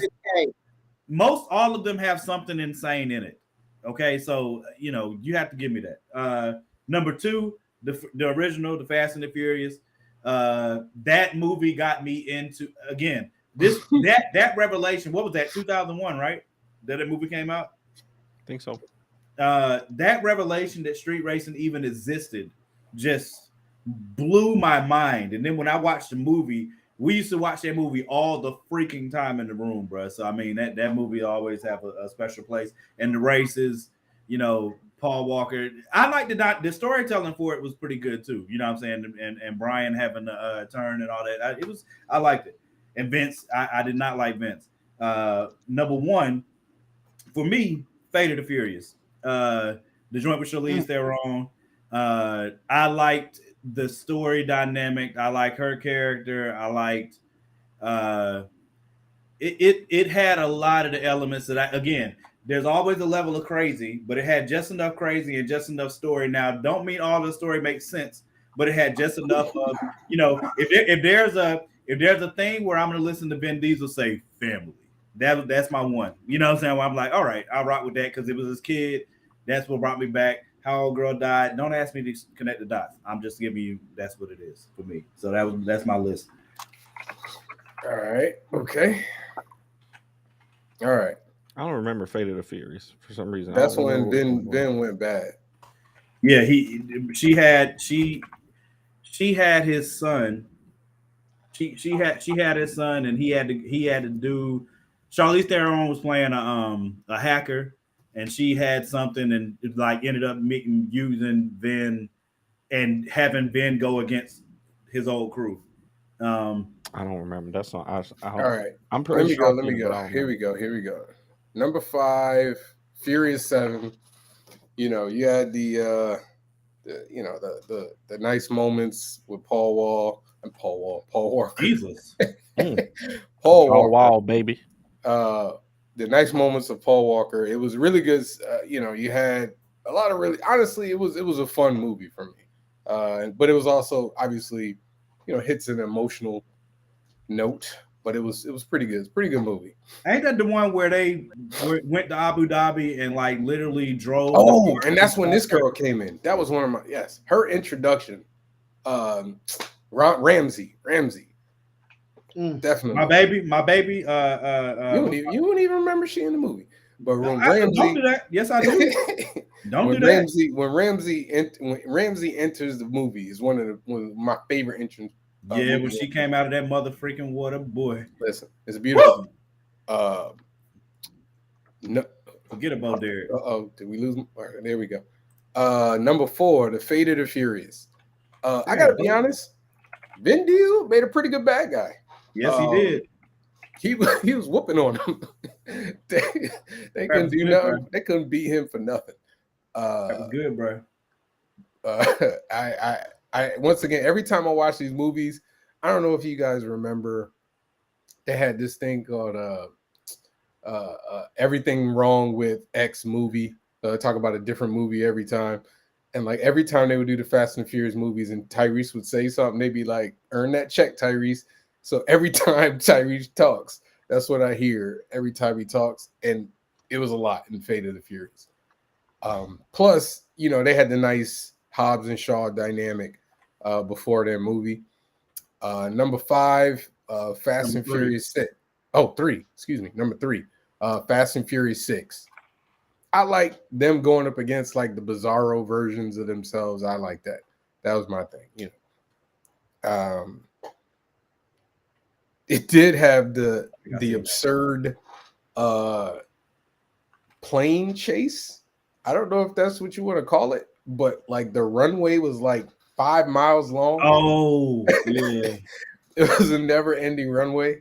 That was the funniest thing to me. Like I was like, "There's at some point this runway got to end." No, but that's the absurd part of that one. That runway could have ended in hell, and they'd have been like, everybody be like, you know what? Okay, all right. Number 2, the Fast and Furious, the first one. It's still one of my favorite ones. I watch it every now and every time it come on the TV. And then number 1, Fast 5. That's the one to me where they kind of left reality in the dust, but in a good way. I mean, that's when they stopped being like street racers and then became like secret agents, basically. Even though they weren't doing secret agent stuff, they were kind of doing secret agent stuff. Plus, that's when The Rock came in, and I always make the joke about that dude was always sweaty. Like, it could have been cold as hell, but they always had him in a shirt that was sweated through. Hilarious. But that's one of my favorite ones. Plus, the fight with The Rock and Vin Diesel, like Vin would have had a shot, but it's still fun. But that's my 5. All right. All right, Michael Watson. All right. So I'd like to start off with an honorable mention. Okay. Fate of the Furious. I do agree. Vin did make a very good villain in that movie. That movie had a lot of entertaining things. Probably Tyrese had the best jokes in all the franchise in that one. But that's where it also started to turn. And as a biased fan, I couldn't admit it yet. But that's where it started falling off. Because they made it all about Vin, and it's not about Vin. It's about all of them. Disagree or agree. I don't care. Now, comprehension skills need work, Jess. Fast for my number 5, Fast 3. Maybe not for the reasons that any of you may have liked it. I loved it because Bow Wow got his ass kicked. Loved it because they changed it up to drifting, and drifting was pretty damn sweet. I love being in Tokyo. Tokyo's a great city. Um, the after credit scene where Vin comes back in after they negotiate his contract, come back. That's when it really established. Oh yeah, we're about to make this thing off, and it's about to be super adventurous. But it also gave me my favorite character in the series. I love Han. That man said, "I drive for life," and he proved it. It was Han is just an amazing character. Number 4, Fast 6. This is when I finally understood my unbelievable ticket. This is what I knew what the power of the Fast and Furious franchise really had. This is when they secured that of being the best action popcorn flick movie with the ridiculousness that was contained by their own rules and physics. That tank scene where Tyrese jumps off the tank, fucking ridiculous. Then catapulting himself through a beam, through a car to catch Letty and land on another car and not know. That's when I figured out the Vin Diesel's powers. Do you remember a little show called Action Man? No. Well, there's this cartoon that used to come on called Action Man. Action Man had the ability to, within a second or seconds in his head, he could freeze time and he could see the calculations and the angles and the numbers to do exactly what he needed to do to get out of the action scene alive. And that's when I discovered Vin Diesel has that power when he precurses it with family. In this movie, the entire team shined. Family is power, and the fight scenes were bodacious in this film. Number 3, Fast 1. We don't get anywhere without this origin story. This is when everyone actually acted. This is when it was a coherent story about street racing, and it was at its bare bones just a great flick. And you get to see when you go back and watch that movie that they are the new G.I. Joe Avengers, and this is how they started with cars. The relationship, great story. Yeah, the relationship between Brian and Dom, absolutely chemical. It was great.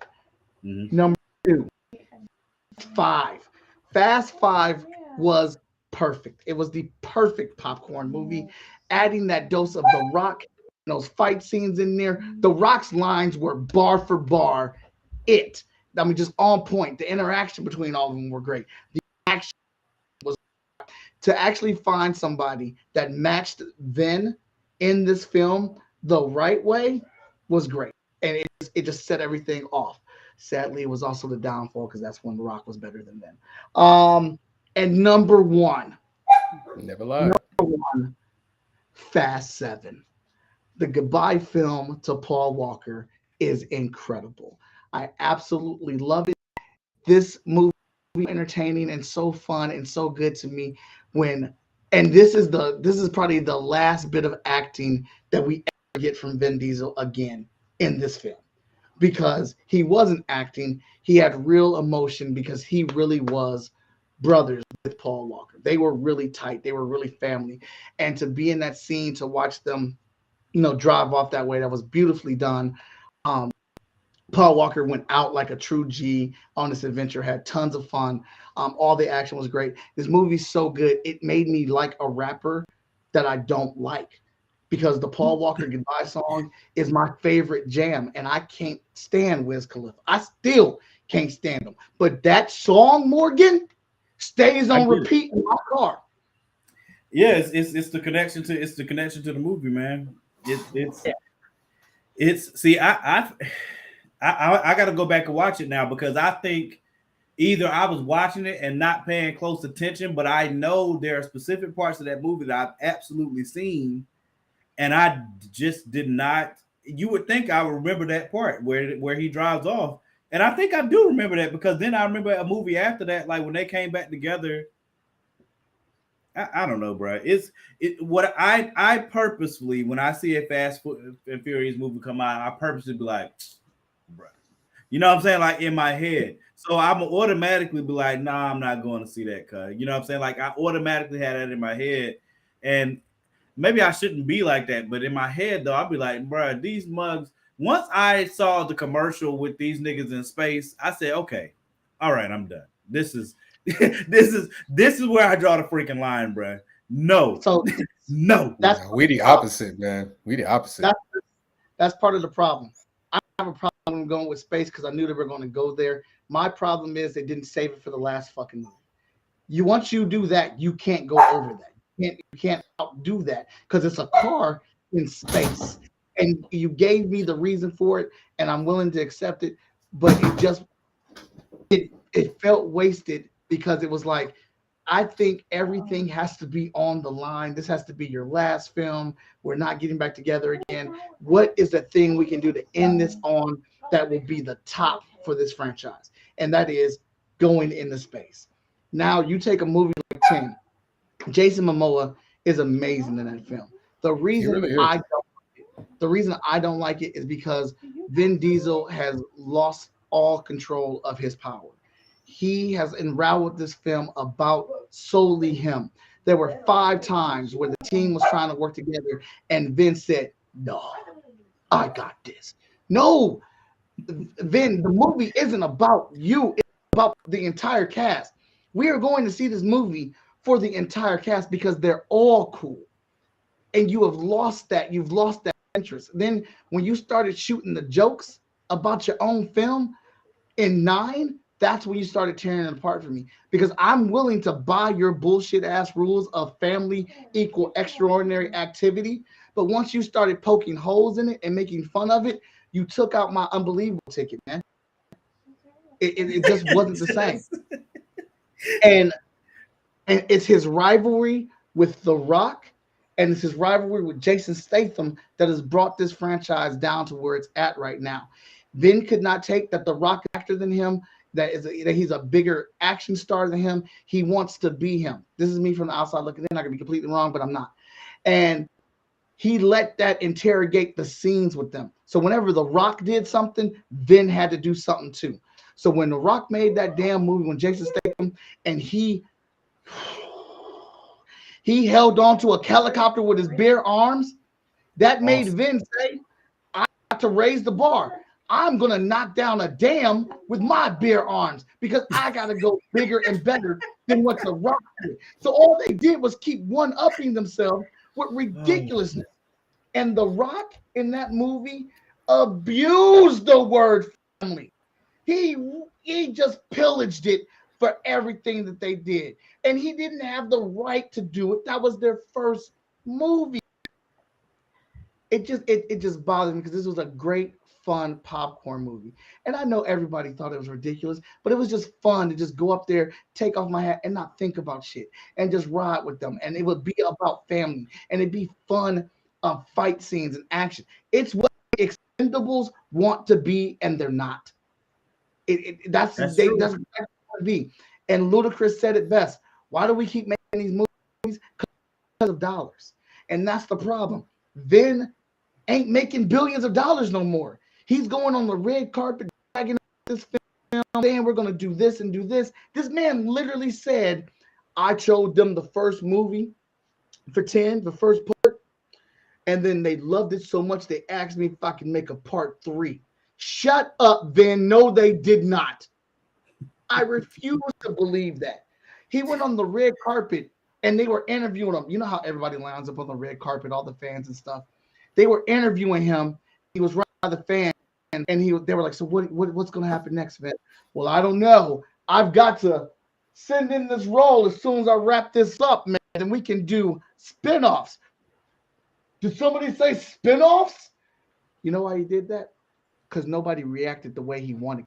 I was excited about fucking spinoffs because they're milking it for too much. The love that you have for this franchise, you've choked it out of it. And now, I'm sorry, I've got to officially give it to Jason Statham and his Meg franchise. They are the new popcorn flick. Meg 2 gave me 3 things that I wanted in a dumb sci-fi adventure movie and made it look good. Jason Statham kicking a shark in the face. I don't know why it works. It does. A giant megalodon fighting a giant squid. It happened. I'm fine with it. And a shark being pissed off for no damn reason, just angry, not a casual shark eating stuff, but just fucking mad. I loved it. Highly entertaining. You have almost convinced me to watch this movie for no reason. This has been the most concise and thorough dissection of the Fast and Furious franchise that's why we brought I have ever heard. That's why we brought my bro on. Can I? I couldn't do that. I couldn't. Yeah, I couldn't have done it.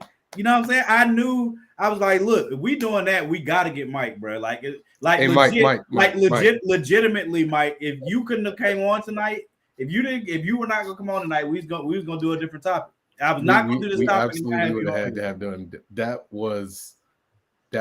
I honestly, I'm sitting here like, I don't know many things I could talk about that passionately. Jess, there's no freaking way that Jaws could do anything with Meg, bro. Let me. You know how big a Megalodon is? Let me say this though about I'll say this. This is my thoughts on the entire franchise. Mm-hmm. Truthfully, it's one of the few franchises that I just don't care if it makes sense. Like I'm just watching because I want to see how they one up the absurdity. I somewhat am on. That's why I'll keep watching. My limit was the car in space. Once I saw that, I said, "God, son of a no!" That I was close to it in the towers in Abu Dhabi. I was close, and they were driving that joint. They were driving that joint through the towers, and I was like, "My nigga, no, bro, no." This is, but I'm enjoying this though. I can't cap. He's gonna drop it out of the no. The car's flying. No. Did you hear what you just said? You thought that was ridiculous, but you enjoyed it. That's what Fast and Furious is supposed to do. They're supposed to make. To me, when they make movies, if you make me believe in your world, and even if it's a part that has a plot hole or something that doesn't make sense, if I'm not distracted by that because I'm so engrossed in your film, then you've done your job. You've completely done it. But if I find something that I hold on to, then that's a problem. And I appreciate y'all saying that because I am a big Fast and Furious fan. I absolutely am. But you deserve the term aficionado. Without question. But I've always said I have no bias in it. I can't be about the movie. And they're starting to turn tail, and it's just not as entertaining anymore. And I don't mean to be spiteful, but I hope they don't get the other movie. And that's shitty to say because they're not doing it right. I enjoyed Momoa as a villain. Like I did enjoy him playing a villain. He's a great villain. Like honestly, he kept the movie interesting. Don't spoil anything, god dang it. He did. I absolutely agree with you on that, Javon. He kept the film absolutely interesting. And that's part of the problem. You couldn't wait for him to get back on scene. The problem, well, not the problem, but I would say the huge problem for me, like, okay, I was able to kind of ride with Han coming back. I was kind of like, okay, all right. But at the end of Fast X, that was absurd. It was absurd. It absolutely was absurd. And you know what? They're not going to explain it because they didn't explain Han. And I'll tell you right now, the character, and that's what pissed me off. When they asked him, how did they do it? He just said, it's Mr. Nobody. No, I thought that they explained it. In Fast, was it whatever the ninth one was? Maybe I don't quite remember it. Jess, there's no way, like a Megalodon is brushed over. It was brushed over. They just showed him. They showed him in the car, and then they showed him with Mr. Nobody, and they kind of just they didn't go into it because that's what I was curious. Like, how did you bring him back? I love Han. I wanted him to come back, but you just threw some cheese on. Man. more than likely they were in the writers' room and were like, "Yeah, we killed this nigga." Yeah, and they probably literally to themselves said, "Yeah, but who cares? It's us, bro. We can do what we want." And they were like, "You know what? You're right. Let's put it in there." And because I know if I'd have been sitting at the table, if that had been me and Danny writing that script, I'd have been like, "No, we killed that nigga," and Danny'd be like, "Man, so," and I'd be like, "No, we're not putting that in there, cuz," you know what I'm saying? And then he'd be like, "It will be a battle," you know what I'm saying? Because he when Danny get his head made up on something, you know what I mean? We're gonna find a way to make it work. They only brought him back because the fans demanded it. That's how dope of a character Han was. There was fan outcry, hashtags. He did smash Gal Gadot, because I mean, you can't lose if you smash a Gal Gadot. It's impossible. I mean, I've said it 50 times. If Gal Gadot had cheeks, if Gal Gadot had any thickness to her whatsoever, it would not be fair to humanity. It just would not. So God had to make her skinny, bro. Because if she had any meat on her bone. Oh, Justin, I don't. So a Meg is the nickname for Megalodon. I'm trying to put him on, bro. That coincides with the fact that shark is the biggest shark in the world. Like a great white is a snack to a Meg. Yeah, it's Jaws. A Megalodon is literally a dinosaur, bro. Like they literally no. Go watch the trailer, bro. Like go watch. You don't even have to watch the trailer. He just look up Megalodon. type in Megalodon. That's all I need you to do. Type in Megalodon and then type in Great White and see what the average is. And then you tell me that Jaws is gonna do something with a Megalodon. No, he's not. Jaws could bite the Megalodon's gills, and the Meg would be like, "Man, stop, get out of here, go on before I kill you." You know what I'm saying? And he just going about his business because he know what time it is. That's how big a Megalodon is. If a Megalodon is like if you punch Shaq and you're gonna stand there flat foot, like, "Hey, and what?" You know what I'm saying? Like you can do it, but are you gonna survive it? Probably not. Like it depends. Shaq's a nice guy, so you just gotta hope that he doesn't come for you. But if he does, you're probably gonna die. You know what I'm saying? Like he's a very big individual, bro, and he's also one of the most athletic individuals at that size we've ever seen. So I wouldn't test it. But I do agree with you, Mike, that it used to be more of an ensemble cast, but now, and I think it coincides with the death of Paul Walker. I think when Paul was there, because it was about, it really was like family. It was the family thing. But once Paul died, then it just became about Dom. I think he kind of took the franchise and was like, people were here to see Dom, and Dom became, because even in the first few movies, like Dom was like, it wasn't that he was perfect, but he never made big mistakes.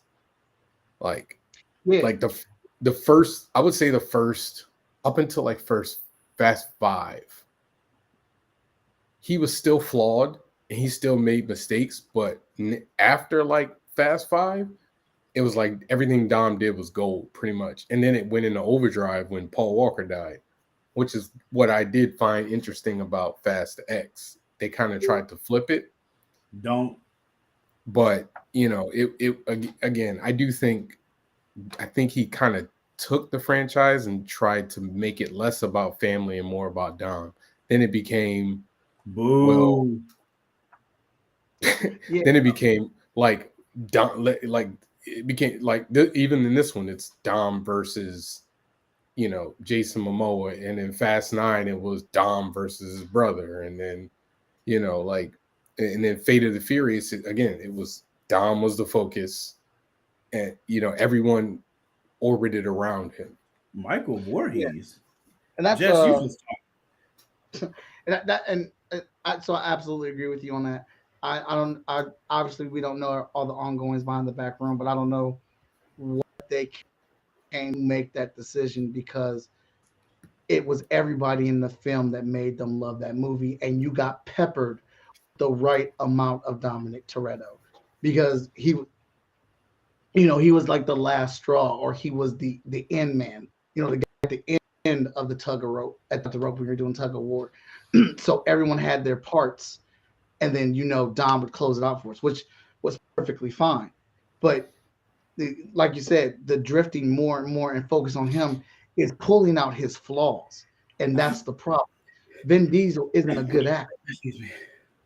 Now that like what he did in like 1 and 4 and 5, his acting for that was spot on. But now he's being put in all these situations where he has to act like a father, and he can't. And it's like, dude, you are an actual father.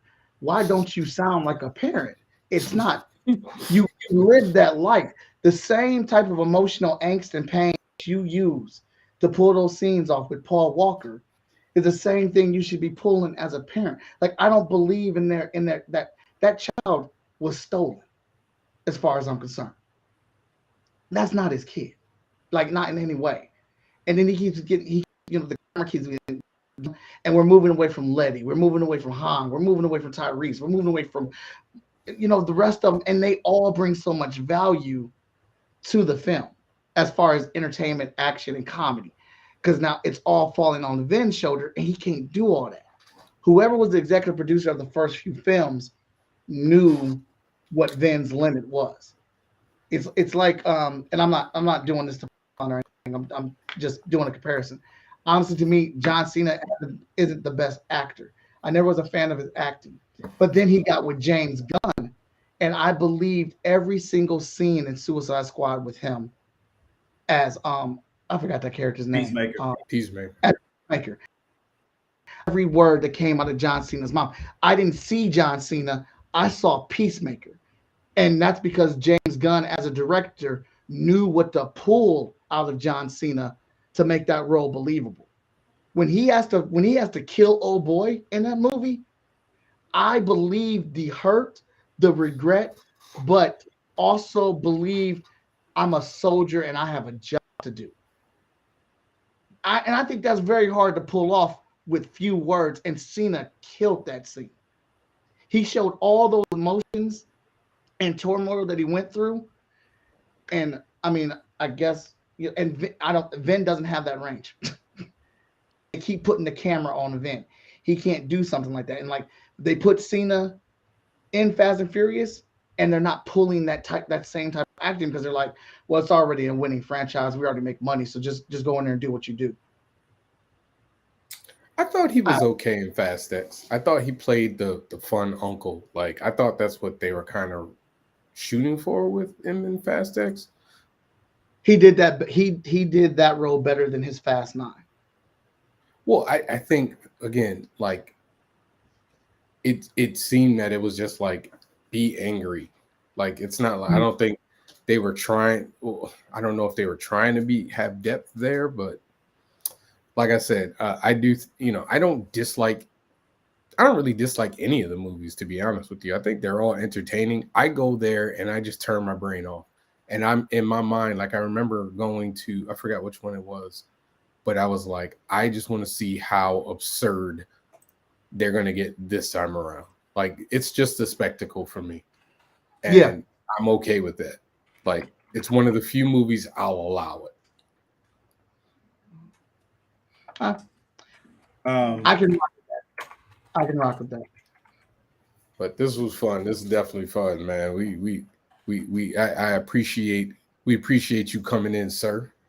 I'm putting the poll up as we speak. Oh, by the way, before I get off, I did a poll, y'all. Who is the better duo singers? Did you see that one, Morgan? I voted. Yeah, but people voted Casey and JoJo over Wanya and Sean. I think I did. So I didn't mindlessly vote. I did think about it. Who did you pick? Sean and Wanya. But the reason is because. So the people that pick Casey and JoJo, more than likely are thinking about it as far as like how Sean and Wanya are clean. in their singing. They're clean, they're crisp, their harmony's fantastic. That's one of the things that we appreciate the most about Wanya's gonna do roles for no reason at all. Like he literally could have just let that note go, and he won't. He's gonna go. He's gonna put something in it that don't need to be that. That's just what he does, right? But there's two different singing styles. There's one style that like, so the best way I can describe it is like there's a technical style and then there's like get raw with it. Casey and JoJo are on a stage. If they're singing together, what you enjoy about Casey and JoJo is the raw feel. Like All My Life is, I don't know anybody doesn't like that song, right? But that's classic Casey and JoJo. Classic. Like both of them. They go to full range. I promise to never fall in love with a stranger. Can't They nobody hit that. they go from being smooth to I really love you. You know what I'm saying? Like all in the same thing. You would never hear that from Sean and Wanya. You see what I'm saying? It's two different types of singing. It's like Fantasia. It's like Fantasia, right? Or Whitney. You know what I'm saying? Or Mariah. You know what I'm saying? Like their voices are clean, pristine, amazing range, amazing power, all of that. Fantasia has power, she has range, but the thing that we love Fantasia, or I love Fantasia for, is the raspiness in her voice. I love the raspiness. I love the emotion. I love what she brings to singing. You know what I'm saying? And that's what people love Casey and JoJo for. They love Casey and JoJo for you feeling like you connect with them in whatever it is they're singing. They can sing too. I mean, they really can sing. But but if we're talking about the better singers, like, yeah, I get the raspiness and all that. Like, I get it, but I don't think I could. But this is where this is similar to what we were talking about last week. We've had this for a while. Like when you're talking about when we're saying best, it is very hard to put a true context on that to say like you just said, like when you talk about who's the better singer. For some people, if they don't emotionally connect with it like that, then that person isn't better than the other one. You know what I'm saying? It's like somebody could be technically trained to act, right? But I don't feel them like I feel like James Avery was classically trained to act. He's an amazing actor. But you're not gonna put James and in roles that he acted, he was fantastic. But you're not gonna put him in there with like you can compare him and Will Smith on Fresh Prince. Like just look at their run on Fresh Prince. Will Smith was not an actor, not at all. But see, hold on, no. But so this is where we disagree on this because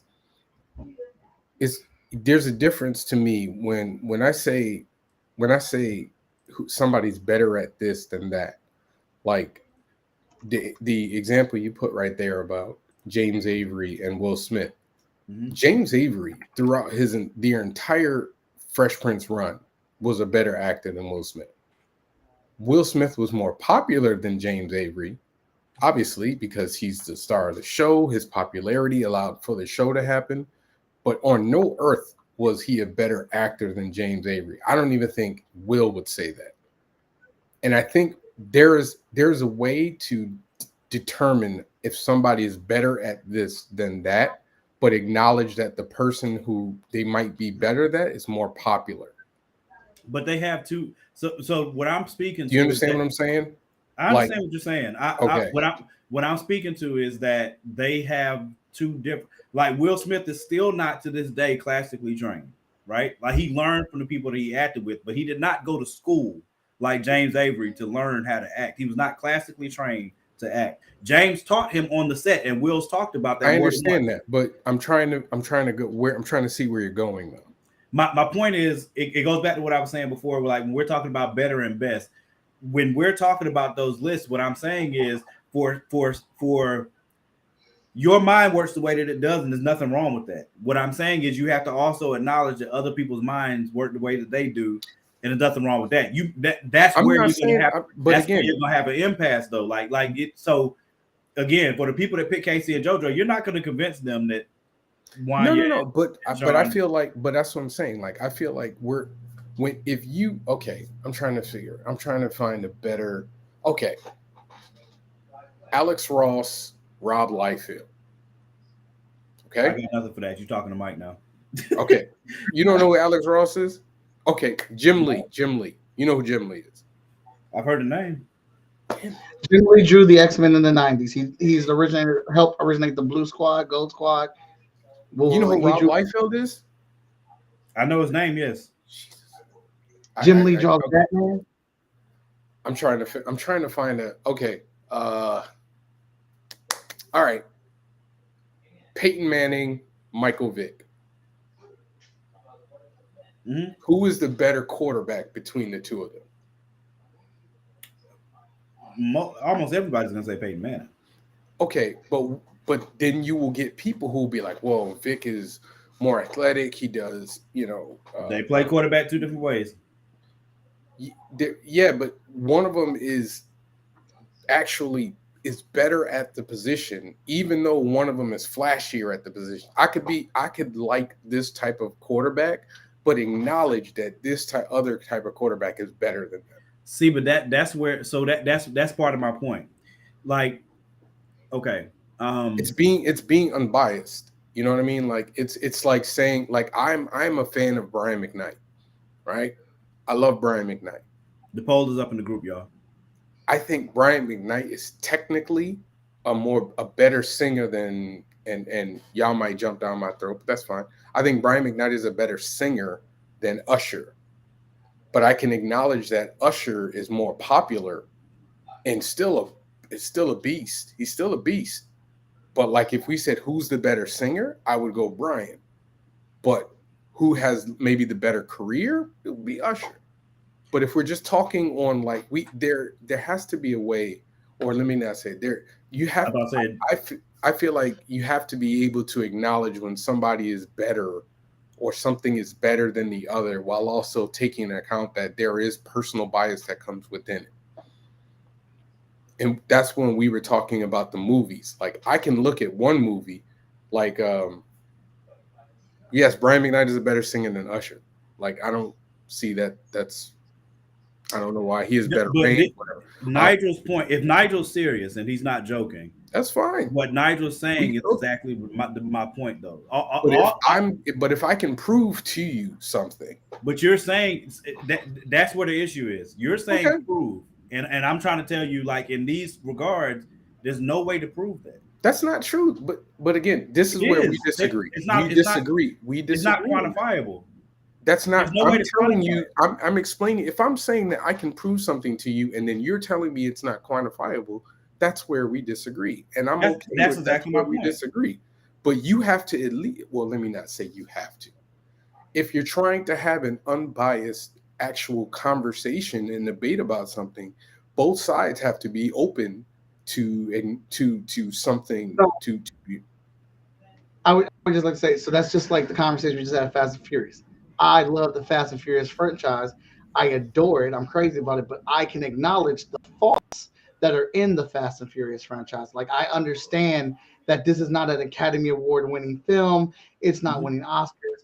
It is a popcorn flick, but I can point out the things that are not good about it or that aren't up to par while still loving it. Like I'm not going to go into the greatest movies of all time argument and bring up Fast and Furious because it's not. It's fun film. It does these action moments really, really well, these stunts really, really well, but it's not better than it's not better than Titanic, it's better than Lord of the Rings, you know what I'm saying? I think that's what Javon is saying. That's what I'm saying. Yeah, from like there are ways to quantify how one movie is better than the other. Now, you can absolutely be like, I can understand how this movie is better than this movie, but I don't like this movie. But I'm not a big fan of that movie. I don't disagree with that. The only thing that I'm pointing to is that based on what you're saying unbiased, right? Right. Like what my only point is when it comes to singing, people are like just in the singing lane, people are moved by different things when it comes to singing. There are people that can technically sing very well, but they do not connect with their audience and make people feel things at the level that other people that you might not feel like sing as well as those people. So for do you understand? But do you understand that's where our disconnect lies? That when you say, but that's what I'm telling you. The only thing I'm telling you is the only thing that I'm telling you is that every time when we come back to these best and better, that's the only thing I'm pointing to is telling you there's no, you are sure that you can quantify it. And I'm I'm saying that when you say a singer doesn't move somebody, you are talking from an emotional point of view. Yeah, that's what you're talking about. No, stop. Hold on, Morgan. You're talking about from an emotional point of view, and I'm talking about quantifiable from a technical point of view. It's just like this artist and this artist. You can have an artist that is technically proficient, their perspective is great, everything about it is on point and flawless. And then you can have another artist who perspective's a little off, but they're a little more, dynamic, and you might connect with that one better. You might like that one better. But from an unbiased perspective, you have to acknowledge that this one is the tech. It's actually a better art. It's better art than this one. And that's why I tried to use the Jim Lee and Rob Liefeld thing, because Jim Lee is a better artist than Rob Liefeld. But there are many people that like Rob Liefeld, and they connect more with Rob than they connect with Jim Lee. But Jim Lee is a better artist than Rob, and that's just being biased. That's being unbiased. And I'm saying that there's a level of unbiasedness when you're talking about whether a film is better, like this film is better than this film. Now, if you want to talk about what films we like, that's different. That's the emotional connection. Like again, like Mike was saying, I'd love From Dusk Till Dawn. That's one of my favorite movies of all time. It ain't winning no Oscars. It ain't on no 10 best lists, but I love the movie. It connected with me. But it's not a better film than Malcolm X. It's not a better film than, Shawshank Redemption. But I can acknowledge that and be like, from an unbiased perspective, these movies are better. Yes, exactly. That's just makes a perfect. Keke Wyatt is a better singer than Keisha Cole, but Keisha Cole connected her career. Her songs connected more with more people than Keke Wyatt's, and she's had a better career. Doesn't mean she's a better singer than Keke Wyatt. It just people like her better. If we keep it in the vein of singing, I would think of Jasmine Sullivan. Jasmine Sullivan did not have the commercial success of a lot of other singers that you could say. You could say Jasmine Sullivan and Ciara. Ciara has had a better career than Jasmine Sullivan outside of Jasmine winning a Grammy recently. But Ciara has had a better career. If you're being honest. Music though, But we're talking about the level of being able to sing though. Do you think there's a drastic difference in between Jasmine Sullivan's singing and Ciara's? You would have to compare Jasmine to. So that's what I'm saying. But that's why I think the Keke Wyatt, Keisha Cole, that's a very good comparison. That's closer to what Justice saying is closer to what I'm trying to say. But I don't think there's anybody that will put. So there's always levels of stuff, right? So I don't think there's anybody that would put. I don't think there's anybody that would say, all right, who's the best singer of all time? Who's the best male singer of all time? And somebody says, KC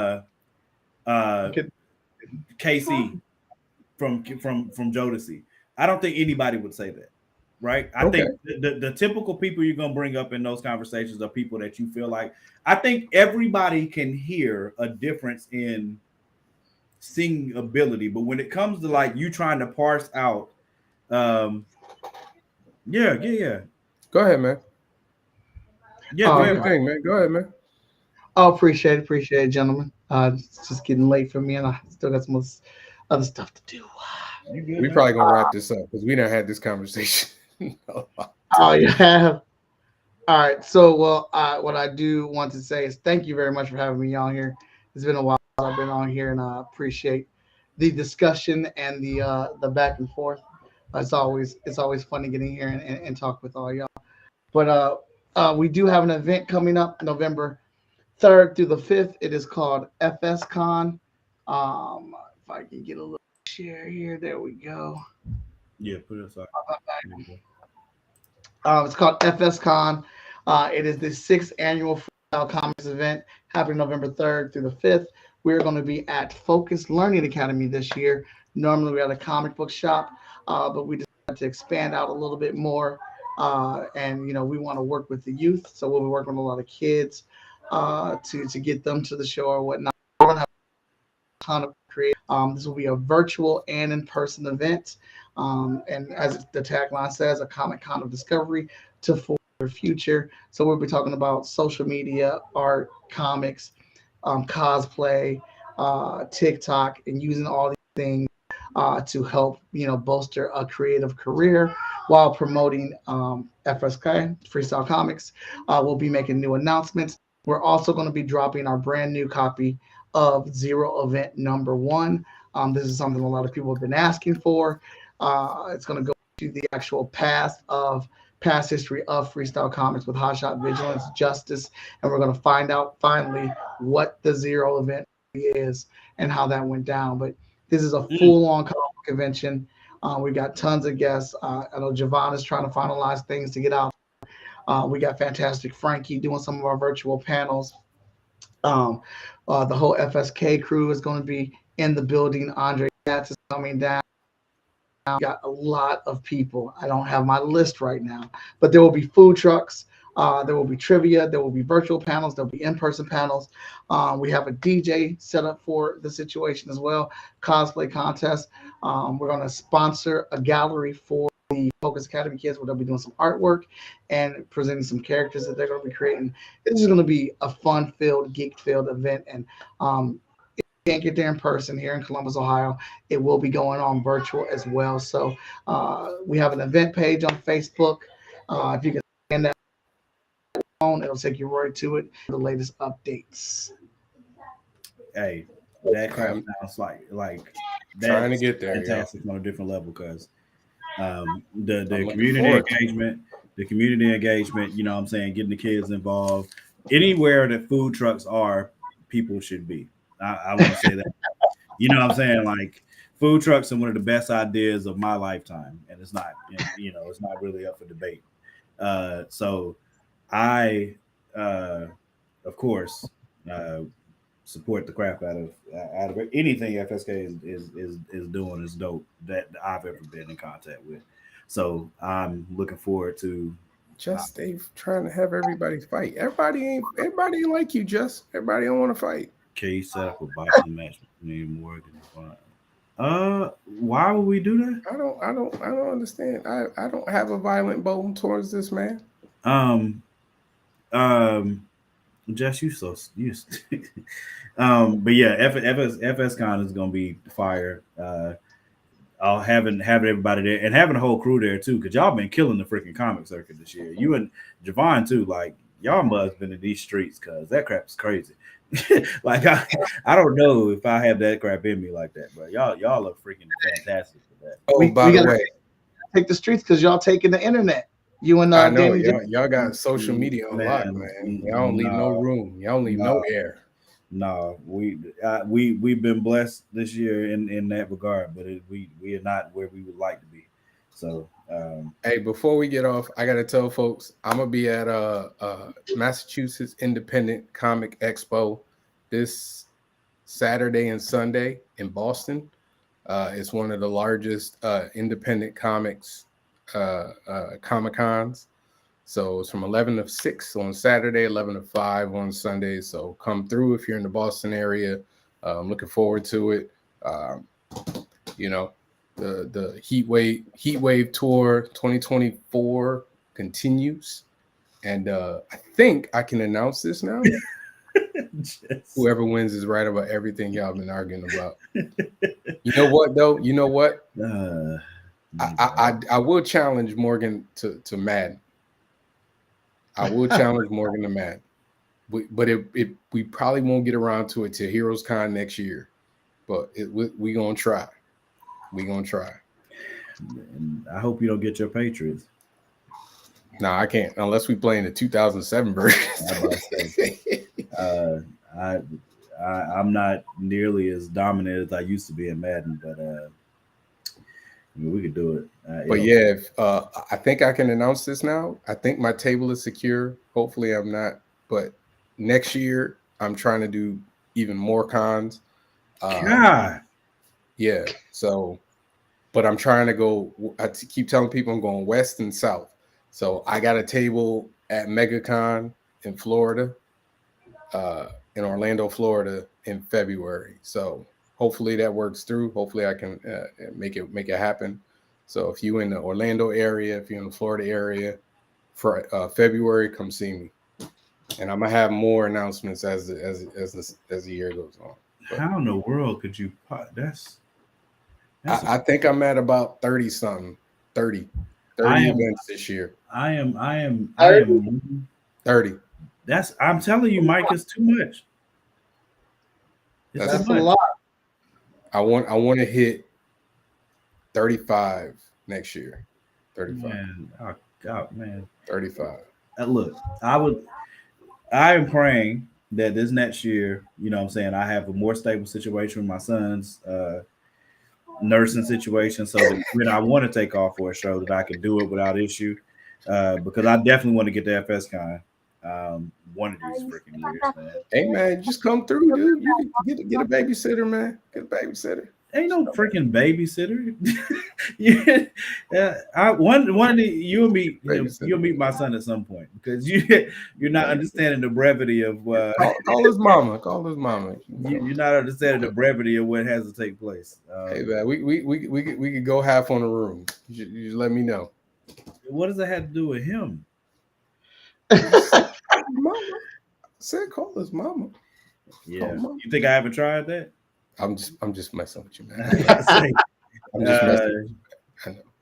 I'm not throwing off on her. I'm just saying, like, it's a weird I'm life. I'm just messing with you. I'm just messing with you. I like that. Oh, y'all can do a comic. Whoever loses the game, the character loses a fight in the comic. No, hell no. I mean, no, I'm definitely not doing that. That's like when Tyler said he's not gonna have people get beat up, but listen, bro, I'm not. Tyler said what now? Mike the only one I let Mike. Well, we already. Hey man, that's not spoiling. We with this Fight Club we got coming up. What I want to see personally. Who in Fight Club? We don't talk about Fight Club yet. We can't. Oh, we can't talk about Fight Club totally. About real one. I just want to see. I just want to see Heat and Hot Shot just one time. Not fighting. I just want to see the crossover. I'm about to say I don't know how you should take that, Mike. I just want to see. Look at that. Black people always got to make stuff aggressive. I'm talking about a crossover. That's what I want to see. Okay. That's what I need. That's what I want to see. But yeah, I'm trying to make it to FSK Con. I think that might be my last overnight con for the year, where I have to leave home. So I'm looking to go out strong. Plus, that's my family home state. Just what are you talking about, man? What you mean? No, bro, you're missing the boat. We gotta go, bro. Because Mike. Wait, let me ask you a question, Mike. Are you doing GalaxyCon Columbus? Yeah, that's my last show. Oh, okay. That's my last show for this year. I was trying to do it, but it's not working out. It's probably not going to work out. All right, we appreciate y'all like always. Mike, thank you so much for coming through, big bro. We gotta get you on some type of freaking schedule. You know what I'm saying? Whenever you got time, because I know you freaking FSK over there freaking smacking, so I know you got stuff you got to do, but you know how it is. You always welcome at any point, so for whatever reason. So I appreciate it. I appreciate it. It was a blast coming here and talk with y'all. It's been a while since I've had such a rousing debate. Enjoyed it. Thanks for having me and letting me promote. This was the low key night too. Yeah, it wasn't even bad. It was kind of the discussion wasn't as back and forth. It was more like concise. Hey, people can grow. Hey man, we love y'all, man. We appreciate you, man. We'll see y'all next week. I've given up on trying to announce the topic, bro, because we'd be like, I don't know, bro. We can do this and we'll do that, and then we just decide like by like Sunday. So it take too long. Yeah, we'll see. We'll see what we're doing next week. Until then, Jess, look up a Megalodon and a Great White so you can not make that dumb argument anymore. And we love y'all, and we'll see you next week. Peace.